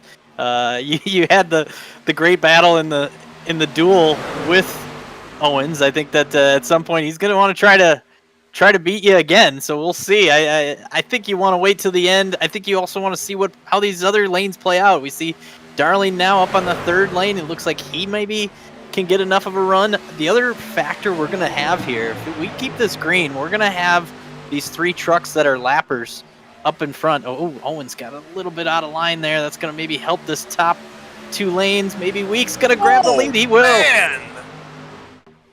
I don't know if the spotter told him clear or if he just made the call himself.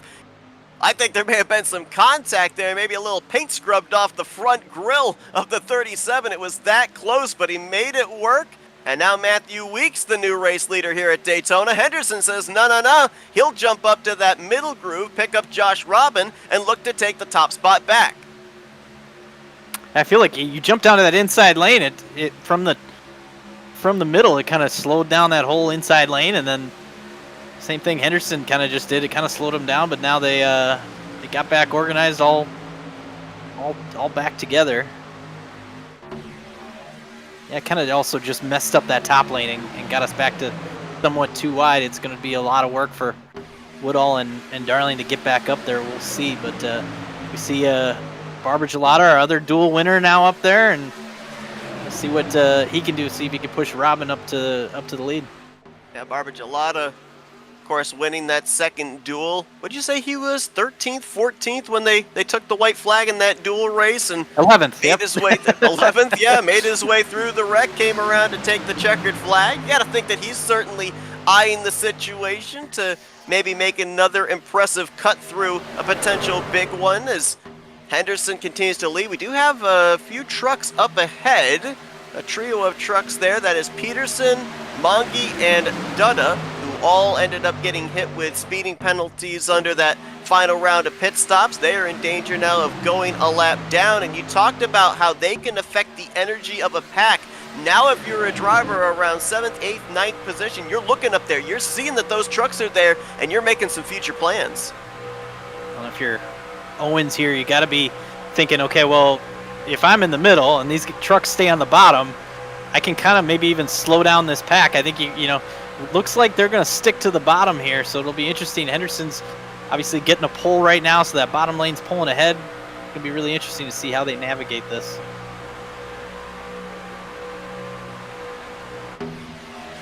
Trucks will stay low. Henderson, Weeks, and Madalinas will move up to the middle line. Ooh, now we're going to go double file here for these trucks. Going to make things a little bit tougher. Most drivers going to have to go up to that 3rd lane. Owen's going to clear. Robin looks to do the same. Barber Gelada will actually tuck in line behind the 71, who, remember, before he got the speeding penalty, was battling for the race lead. He has a fast truck, so he could be a bit of an X factor here in helping trucks either move to the front or being able to lead them up to the front. Yeah, it looked like basically those lappers kind of separated themselves, and now there's at least 2 of them there up in that top 5, so that could be an interesting little wrinkle to this final 10 laps, to have those lappers there. They can kind of maybe push drivers they want to see win this thing, but I guess for me, part of it, you obviously need to race if you're one of those lappers, because if a caution comes out, if you're the first one, you're going to get the free pass. But also, if you're racing up here, if a yellow comes out, you're probably in it, if that's going to be the case. So we'll see what happens as they battle it out. Good push there by the lap machine of Christian Peterson, Oh, who we got a is wreck. currently in the lucky dog position. And yep, that was Jared Darling around. One truck was actually up on top of another. Caution is going to fly. I believe that was Rod Fastnow that was up on top of somebody.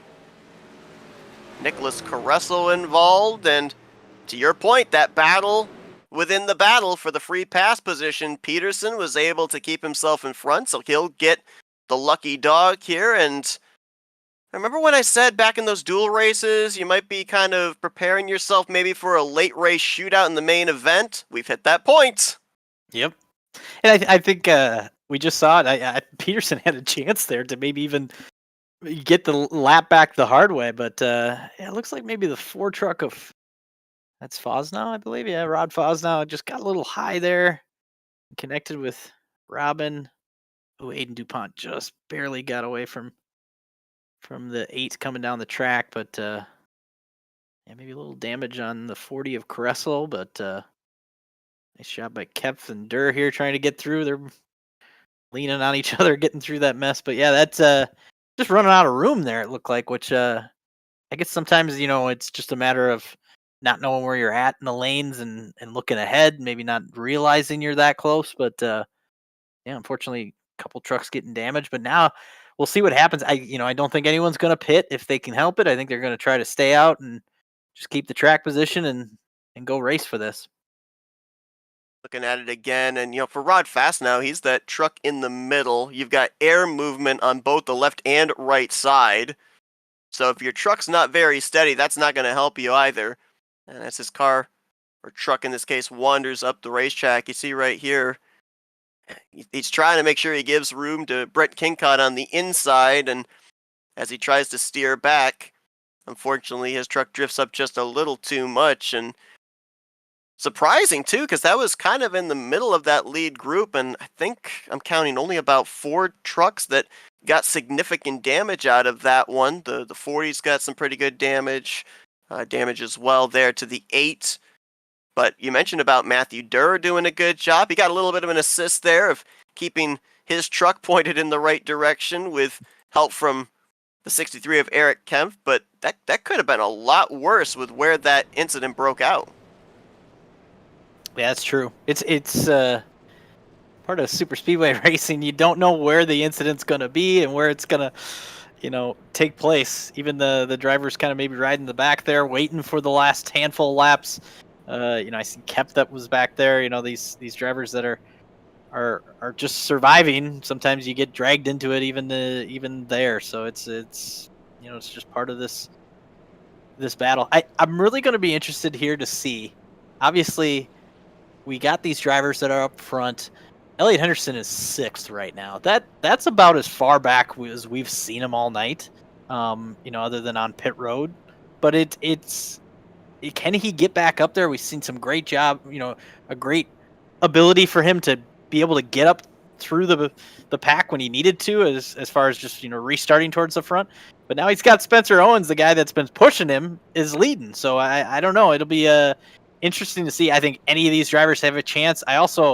I think that 71 truck, we talked about him. He just got the free pass.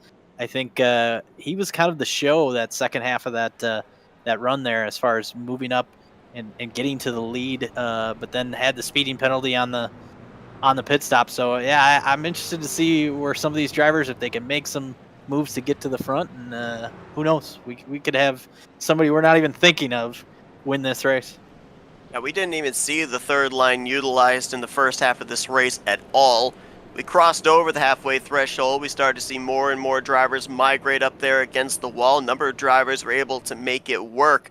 I think you're going to see a lot of drivers mid-pack, rear of the field, be migrating up here early, because we're probably going to have, looks like lights are out on this pace truck, so we're going to have a 5-lap shootout to decide this thing, and you can't ride. You can't just stay back there and ride. If there's open racetrack up there in that third lane, you're going to have to go up there to try and improve your running position. Even if you're improving from maybe 23rd to, say, 19th, 18th, it pays out more points. than where you're running, and points could be very important for some of those drivers down near the bottom of our playoff grid when we start getting closer towards the chase for the championship in mid-August. Yeah, it's every point matters. We see it every year, so this is the big opportunity for a lot of drivers to. It's never too early to start talking about it, but yeah, we'll have to see how it shakes out, because it can be a big part of your season to start off on the right foot. And I think a couple championship contenders up here that have a chance to start it off really well, and then I think a couple maybe more towards the back, but never know. Every year it's a little different. So excited to see how these last handful of laps will hopefully keep it green, but you never know. We might have a couple restarts, but we do have a handful of drivers that got tires back there. So we saw maybe tires matter. We'll see if that helps them get to the front in this short little run. See how important they are. I believe the top 17 drivers stayed out, so from 18th on back, they got a lot of work to do here with 5 laps remaining. Spencer Owens gets us back under the green. Great launch for him. Good push from William Barbagelata, but that second groove surges back here, led by Matthew Weeks. Yeah, probably about the best organization we've had all night as far as on the restart, and I think part of that is just because it's the time to go. See a little bit of slicing back towards the middle part of the pack, but it looks like Weeks maybe has the advantage so far, but now Owens gets a little bit of run entering 3. Pretty even going into turns 3 and 4. Advantage now to the inside line. Owens clear. Well, he was off of 4, but the big push from Hunter Madalinas is going to bring Matthew Weeks back ahead. I believe Matthew Weeks may have led that lap, and now, if you're Matthew Weeks and you get clear of that inside line, are you jumping down there, or are you going to stay up here in the second groove? Because Madalinas has been giving him some good shoves, specifically on the entries to the corner. I think you definitely have to consider it if Madalinas is also going to be clear, because I think he's a guy that's going to take it. If he gets an opportunity to be clear too, he's gonna jump there before you do. So I think if Weeks gets the opportunity, he may have to do it just because of that. But yeah, there's some hungry drivers behind Weeks here, and now we got a third lane coming. We'll see if they can get up there before the end of this race. Third lane, I believe that is Angel Delgado is leading that. He's also got Jared Darling up there. Nathan Jump is on that top side. Hunter Brittle as well. Drivers in that second lane, they've got to see that third line coming to play some defense if they've got the run. Contact there. Lewis Woodall into Delgado. They're going to go around out of turn 2, and that's going to bring out the yellow for the third time here tonight. Travis Hanby in the 3 involved. Christopher Heller in the 77. I see Matthew Durr in the 18 back there as well. A lot of debris scattered there on the back straightaways. That looked like a case of a driver coming up to block the momentum, and it stalled them out way too much, caused a major stack up, and we're now going to head into one of those overtime restarts you were talking about here, Ross. So we haven't seen the intensity hit 110% just yet. We're heading into that territory now. Yeah, it's these green-white checkers, you don't really get an opportunity to build some runs or take some time. But you know, you talked about it here. We look at the incident. It looks like Woodall just got a little high there. Unfortunately, 90 just got in the wall, and it just stacked everybody up behind him.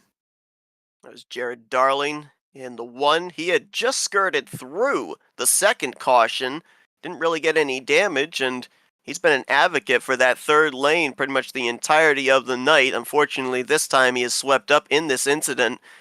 And you'll see others that were up there on that outside line as well. Nathan Jump in that stack up. Hunter Brittle.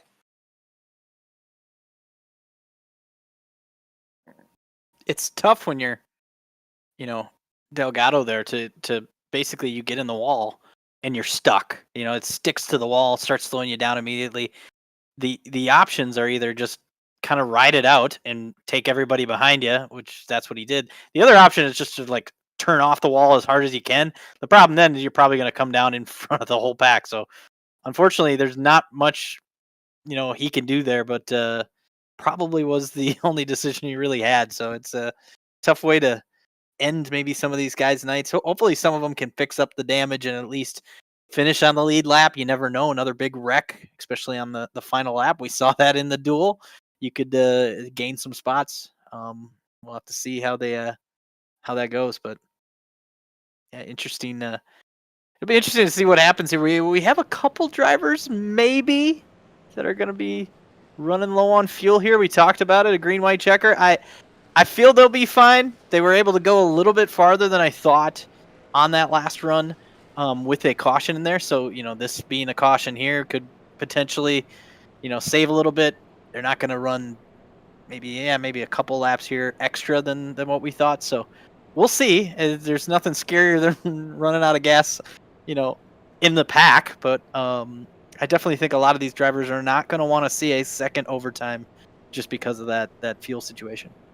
Yeah, looking at most of the drivers that were some of the first ones to hit pit road. Remember, Matthew Weeks ended up gaining a ton of track position, got himself up in the conversation for this race lead, being one of the first drivers on pit road during that second green flag pit stop cycle. A couple of other drivers that fall under that category were Shane Neiswanger and Lewis Woodall, who are in 7th and 8th position. So you would have to assume they would be some of the drivers that are saving fuel a ton right now. And to your point, though, we start getting into a couple more overtime green-white checkers. More drivers would start falling into the category of, do I have enough to be able to make it the rest of the way? We talk about drivers that kind of, we start out a race at Daytona or Talladega, they'll ride, they'll bide their time, and then we get towards the end of the race, and all of a sudden we're saying their names up here at the front of the field. Remember Brent Kincott and a number of his teammates back during that second, or actually no, it was after the first yellow, they had just been on pit road, they elected to stay out and keep track position. Kincott was able to stay up inside of the top 5 for a majority of that run, and he's up here inside of the top 10. Ashton Lawson, we saw him and Nathan Jump. They stayed out the longest during the second round of green flag pit stops. They got swallowed up by the field, 2 cars to about 20, but he's up here in the 10th position. There's a lot of drivers that we haven't talked about the majority of this race that still have a shot at this thing, and they've all had entirely different pathways in how they've gotten to this point. Yeah, and we saw already tonight where 11th place won the race. So I guess that's I'm looking over. That's Aiden DuPont. So I'm going Aiden DuPont for the win. It worked for Barbara Gelada in the duel. So yeah, you never know here what happens, especially you get to that last lap and there's no yellow. It's all out. So yeah, I'm really excited to see what happens here. I think that you're going to have Owens and Weeks basically trying to make this a drag race. I think that's going to be their goal, but I don't see Madalinas wanting to ride here. I think if he gets any opportunity to try to get the front of his truck, in front of anybody or out in the clean air, I think he's going to do it. And I think Henderson will be right there with him. The guy that's kind of, sneaky, we saw him. I just talked about going from 11th to 1st. Barbara Gelada up there, second in line. I thought he was doing a really good job of pushing Owens on that last restart there. I think he could potentially clear and maybe jump to the outside too. So we'll see. It's going to be fun to watch and hopefully get it in one overtime. Keep an eye on that second and third trucks on the outside line. Hunter Madalinas, Elliot Henderson, teammates out of Dark Horse Racing. However, they're the only 2 drivers coming tonight that are multi-time winners here at Daytona. 2 wins each. They'd like to break that tie as far as career statistics are concerned. But here we go. First overtime green-white checkered, and Spencer Owens hoping that we can get around the white for him to be able to keep them all at bay and pick up the first win on the season. Yeah, Barbara Gelada did a great job pushing Owens, and Henderson's actually going to jump to the bottom here. I think that's interesting. I think seeing that great organization on that bottom line, he maybe thinks that top lane's going to kind of fall apart, give him more options on the bottom. But now the top lane's looking a little bit better. And here comes Peterson. I see him on that third line all the way from the back, 4 tires. Got a lot of help there, too. 63 of Eric Kempf is up there. Shane Neiswanger now moves up in front. Madalinas covers. Weeks covers. Now there's nobody in the middle lines. I believe we had a wreck there off of turn 4, but we are still green coming back here to the white flag. Henderson's going to jump to the outside with Weeks here. I think some nice moves by Henderson to get to the bottom, move kind of up a lane or two, and now have an opportunity to lead that second lane. It's going to be interesting to see, and Madalina's going to maybe have a chance with that third lane. For the push from Shane Neiswanger, he tries to draw even with Henderson. Henderson pulls down to side draft Spencer Owens. It's going to be a battle between Owens and Henderson through 3 and 4. Owens almost clear. This is roles reversed of the battle between these two in the dual race. And Barbagelata gets a little bit of a push to get him out front. We'll see what happens. Here comes Henderson with a run to the top. Side drafts and did he get him? It was close. Spencer Owens. That's what I'm saying. Owens. Wow. You said it. Return in the favor, roles reverse, and this time it's going to work for Owens. I'm seeing 1/1000th of a second. That was pretty close. I'm seeing 2000s, but it's definitely in the thousands category. Wow, these two were banging doors back in the first duel. Henderson took the victory by 300ths. They beat that in terms of interval here, but this time Owens is able to best Henderson, and he'll pick up the first checkered flag of the season here in the Daytona 200. Yeah, I said it, I thought that Henderson, some great moves to kind of get an opportunity there. And I said it before, this is kind of the farthest back we've seen him. And he did a great job of getting back up there. Just came up just a little bit short there. Nice job by Barbagelata and Weeks to just continue to push, give both those drivers in front of them a chance. Obviously they're in their own race to finish third. But yeah, obviously all of our dual winners were able to get back up there and contend for this win in the end, which is pretty interesting to see the same kind of faces in the front. That battle for the third position, Barbagelata got Weeks by 0.003 of a second. A lot of close intervals there in drivers battling for spots inside of the top 5 and the top 10, but Spencer Owens does his burnouts on the front straightaway. He's going to capture the first checkered flag here of season 11 at Daytona, and spent a good portion of it running in second, but once he was able to get out to the race lead, made the right moves, was able to just hold off that side draft from Henderson to pick up the checkered flag. Had to work for this one here tonight, but now can breathe a bit of a sigh of relief as he'll now look to build off this victory and look towards a battle in the chase for the championship. Yeah, and Spencer's won a handful of races before in this series. Maybe a guy that you could see win a race once or twice a season. So easier to get your second win of a season once you get that first one right away. So yeah, maybe a multi-win season for Spencer here. So yeah, it's awesome to see. We talked about who has the chance to win. This is a guy that hasn't won here at Daytona, so a new winner. You talked about it, but we'll have to chat with each of the drivers.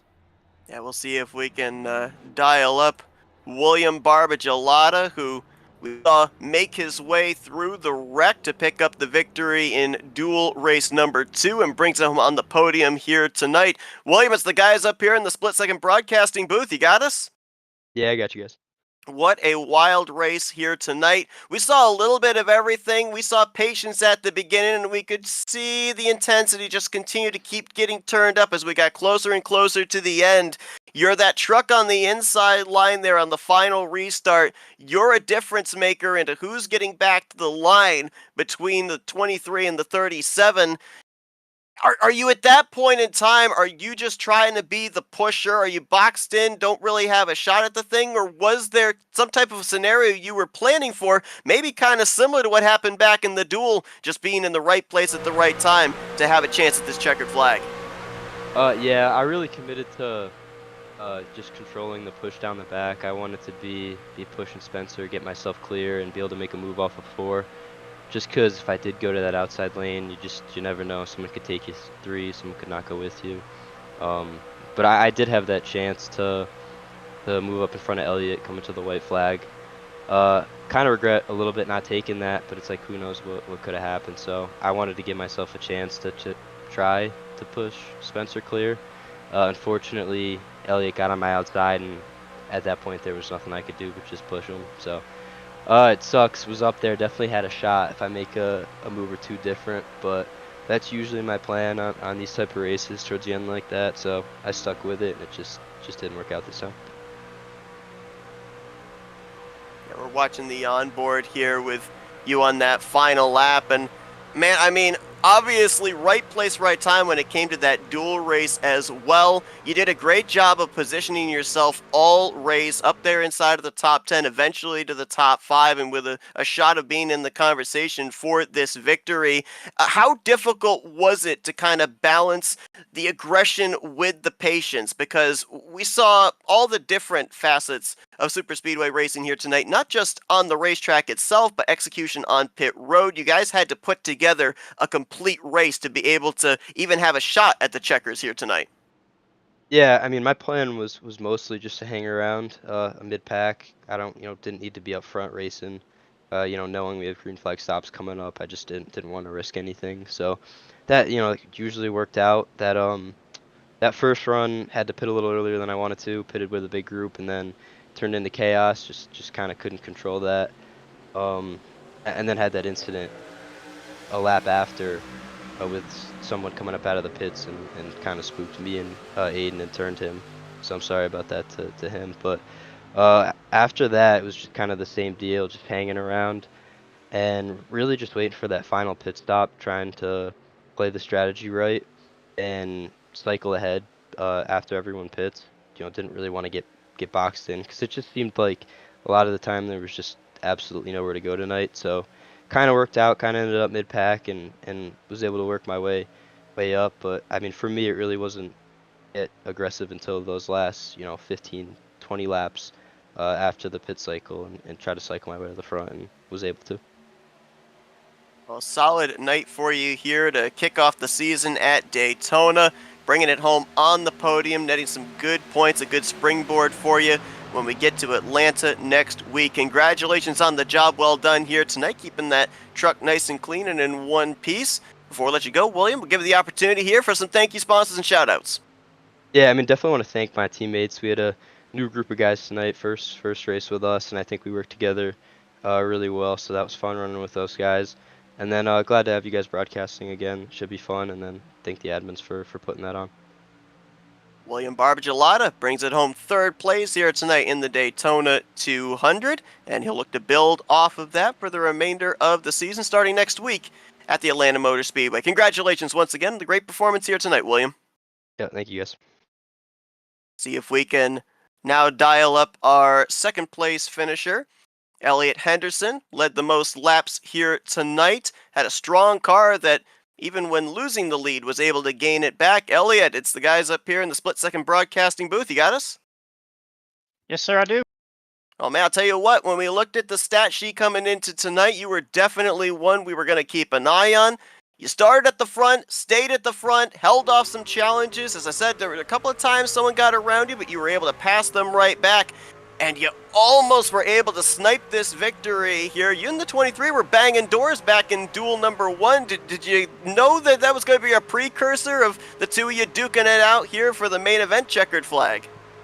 I'll be honest, I don't remember duel number 1. I just remember winning it. So, no, but, Spencer and I are good friends, and I was joking with him that I'm going to wreck him during this race, and we ended up working really well together, and as soon as we kind of hooked up at the beginning and didn't really leave each other, I knew he was dedicated to me, and I was cool with that. So I wasn't going to do anything to jeopardize us there at the end, and I was just happy to let that one finish out. I'll take P2.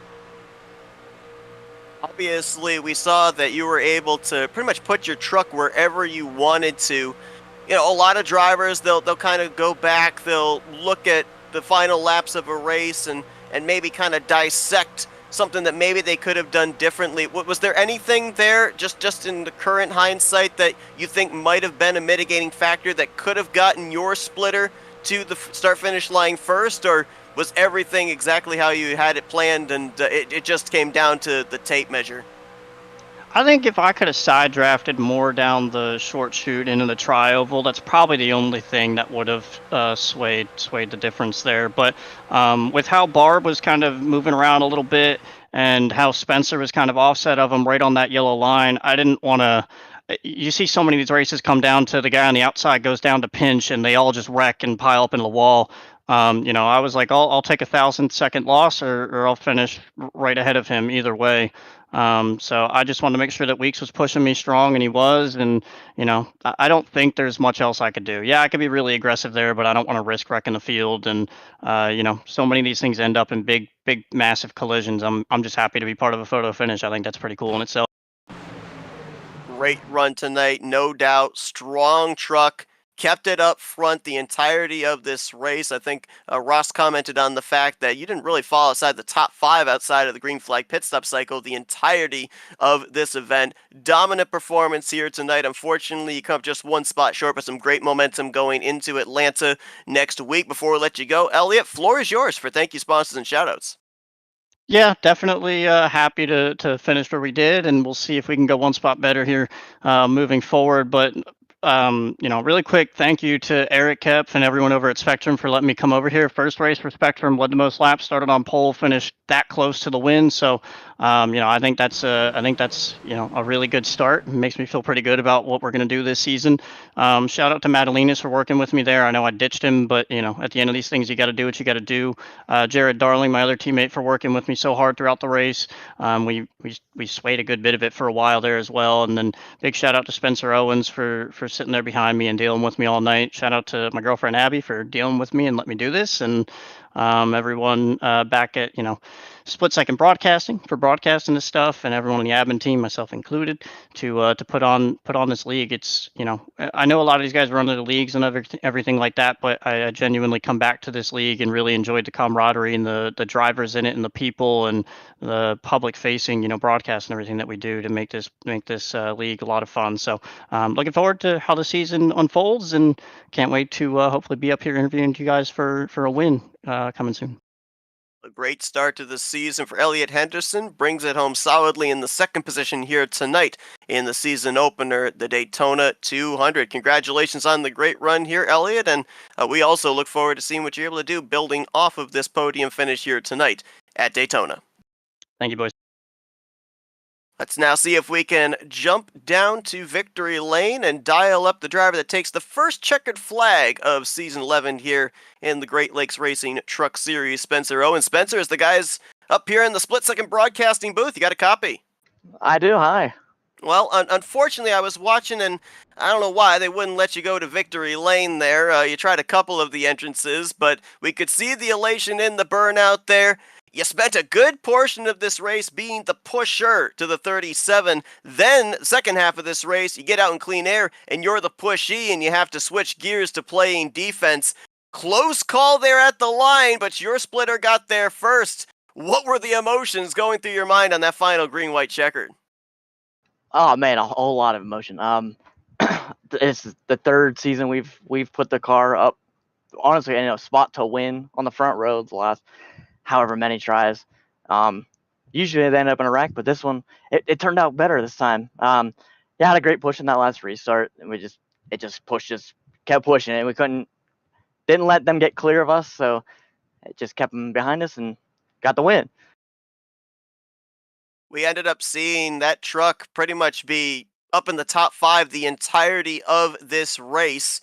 Obviously, we knew there was a lot of speed out of it after what we saw you be able to do back in that first duel race. It was you and the 37 battling in that one. You came up on the short end of the stick in terms of capturing that checkered flag. So how cool is it kind of in retrospect now being on the winning side of a battle between you and him just a couple of hours removed from that battle in what was a non-points event, now here with a points event, that first official checkered flag of the season? Yeah, it's really cool. Me and Elliot get along really well. We're almost like teammates, just on different teams. usually at these play tracks, we try to find each other. So we usually work really well together. We have the same goal in mind of what we're trying to do. I switched it up a little bit. We usually run in the back, but this time we tried to stay in the front. Tried to stay like top 3 front row the entire time. But I was okay with pushing the entire race. It gave me the control to push how I wanted, and to keep my line the way I wanted it. So going forward, that might be the idea to go with. Well, Spencer, congratulations on a well-earned victory here tonight. Had to battle tooth and nail there in the closing stages to have your truck's splitter get to that start-finish line first. 0.02 of a second is what we're showing as the interval for the first finish here of season 11. We'll let you get back to your celebrating here, but now we'll give it the opportunity for some victory lane. Thank you, sponsors and shoutouts. Yeah, I gotta thank you guys for the broadcast. You guys put on an amazing job every week. I'm expecting that to continue too, because it's really great to watch them back every week. I thank you to the admin team. They put on a lot of effort and energy. For people who don't get paid to do this, they do it because they love it. So big shout out to them. Shout out to all the fans watching. Shout out to my girlfriend Taylor. I woke her up celebrating after I hit the line. So it's gonna be a party tonight. Well, Spencer Owens, he gets that first checkered flag of the new season as he burns it down and celebrates in victory lane here tonight at the Daytona International Speedway. Congratulations on the job well done. Best of luck here the remainder of this regular season as you now prepare yourself for the postseason and that chase for the championship. Thank you guys very much. Spencer Owens, your winner here tonight in the Daytona 200, presented by Split Second Broadcasting. And Ross has mentioned, even before we ended up getting that final green-white checkered in the photo finish, we got treated to a little bit of everything in terms of the aspects of super speedway racing. It just seemed right that it then came down to 0.000 of a second for the checkered flag. Yeah, I think it's you chatted, when chatting with the drivers there, you talked about both Henderson and Owens kind of staying up near the front for that to pay off in the end and give them an opportunity to fight for the win. I think is really cool, but also the mix of drivers that we see. We'll go through the results here probably in a bit, but it's interesting to see all these different names that are in the top 10 that were all over the place. So that's super speedway racing. I think it was really great to see a mix of every type of thing you see at a super speedway, but nothing too crazy. Not maybe a little bit of a big one towards the end there, but that happens sometimes. Definitely does. That's just part of super speedway racing when everything is that close and you're coming down to the checkered flag. As here are the results from tonight's event. Owens picks up the checkered flag. Henderson will bring it home in second. Barbagelata in third. Great run there for Matthew Weeks, who utilized some pit strategy to get to the front and net a top 5. And Gavin Fitzgerald as well. Great job as well. Methodically, slowly working his way to the front and nets himself a top 5 finish also. Lewis Woodall there in 6th. He was a guy that was pretty committed to that third line. Moving up to a top 10 finish. Madalinas going to finish in 7th. Shade Nicewonger in 8th. Michael Sensi, he was a driver that kind of emerged late in this race. I was noticing him mired back outside of the top 15, and he was able to work his way up late to get 9th. And how about Eric Kemp there as well? He had a couple of things happen here tonight and was still able to mount a comeback to finish inside of the top 10. Yeah, it's impressive comeback for Kemp, who had the pit road issue and then even just getting caught up a little bit in one of those incidents. But 11th here, you got Brent Kingcott, Christian Peterson. We talked about him kind of trying to get back up there after getting the free pass late. Ashton Lawson 13th. Aiden DuPont, another guy that had his share of maybe not issues, but obviously was sliding down the backstretch at one point, and was able to get back up there and at least finish top 15. 15th, Robin Durz, Zach Henry, Hunter Brittle, Angel Delgado. We talked about, he had that incident, kind of got caught up in the wall, but able to get back up and at least finish on the lead lap and run in the top 20. And Josh Robin and Jackson Sims, same thing, kind of mix of days, but still able to finish the race and be within a second or two of the final lap in the battle up front.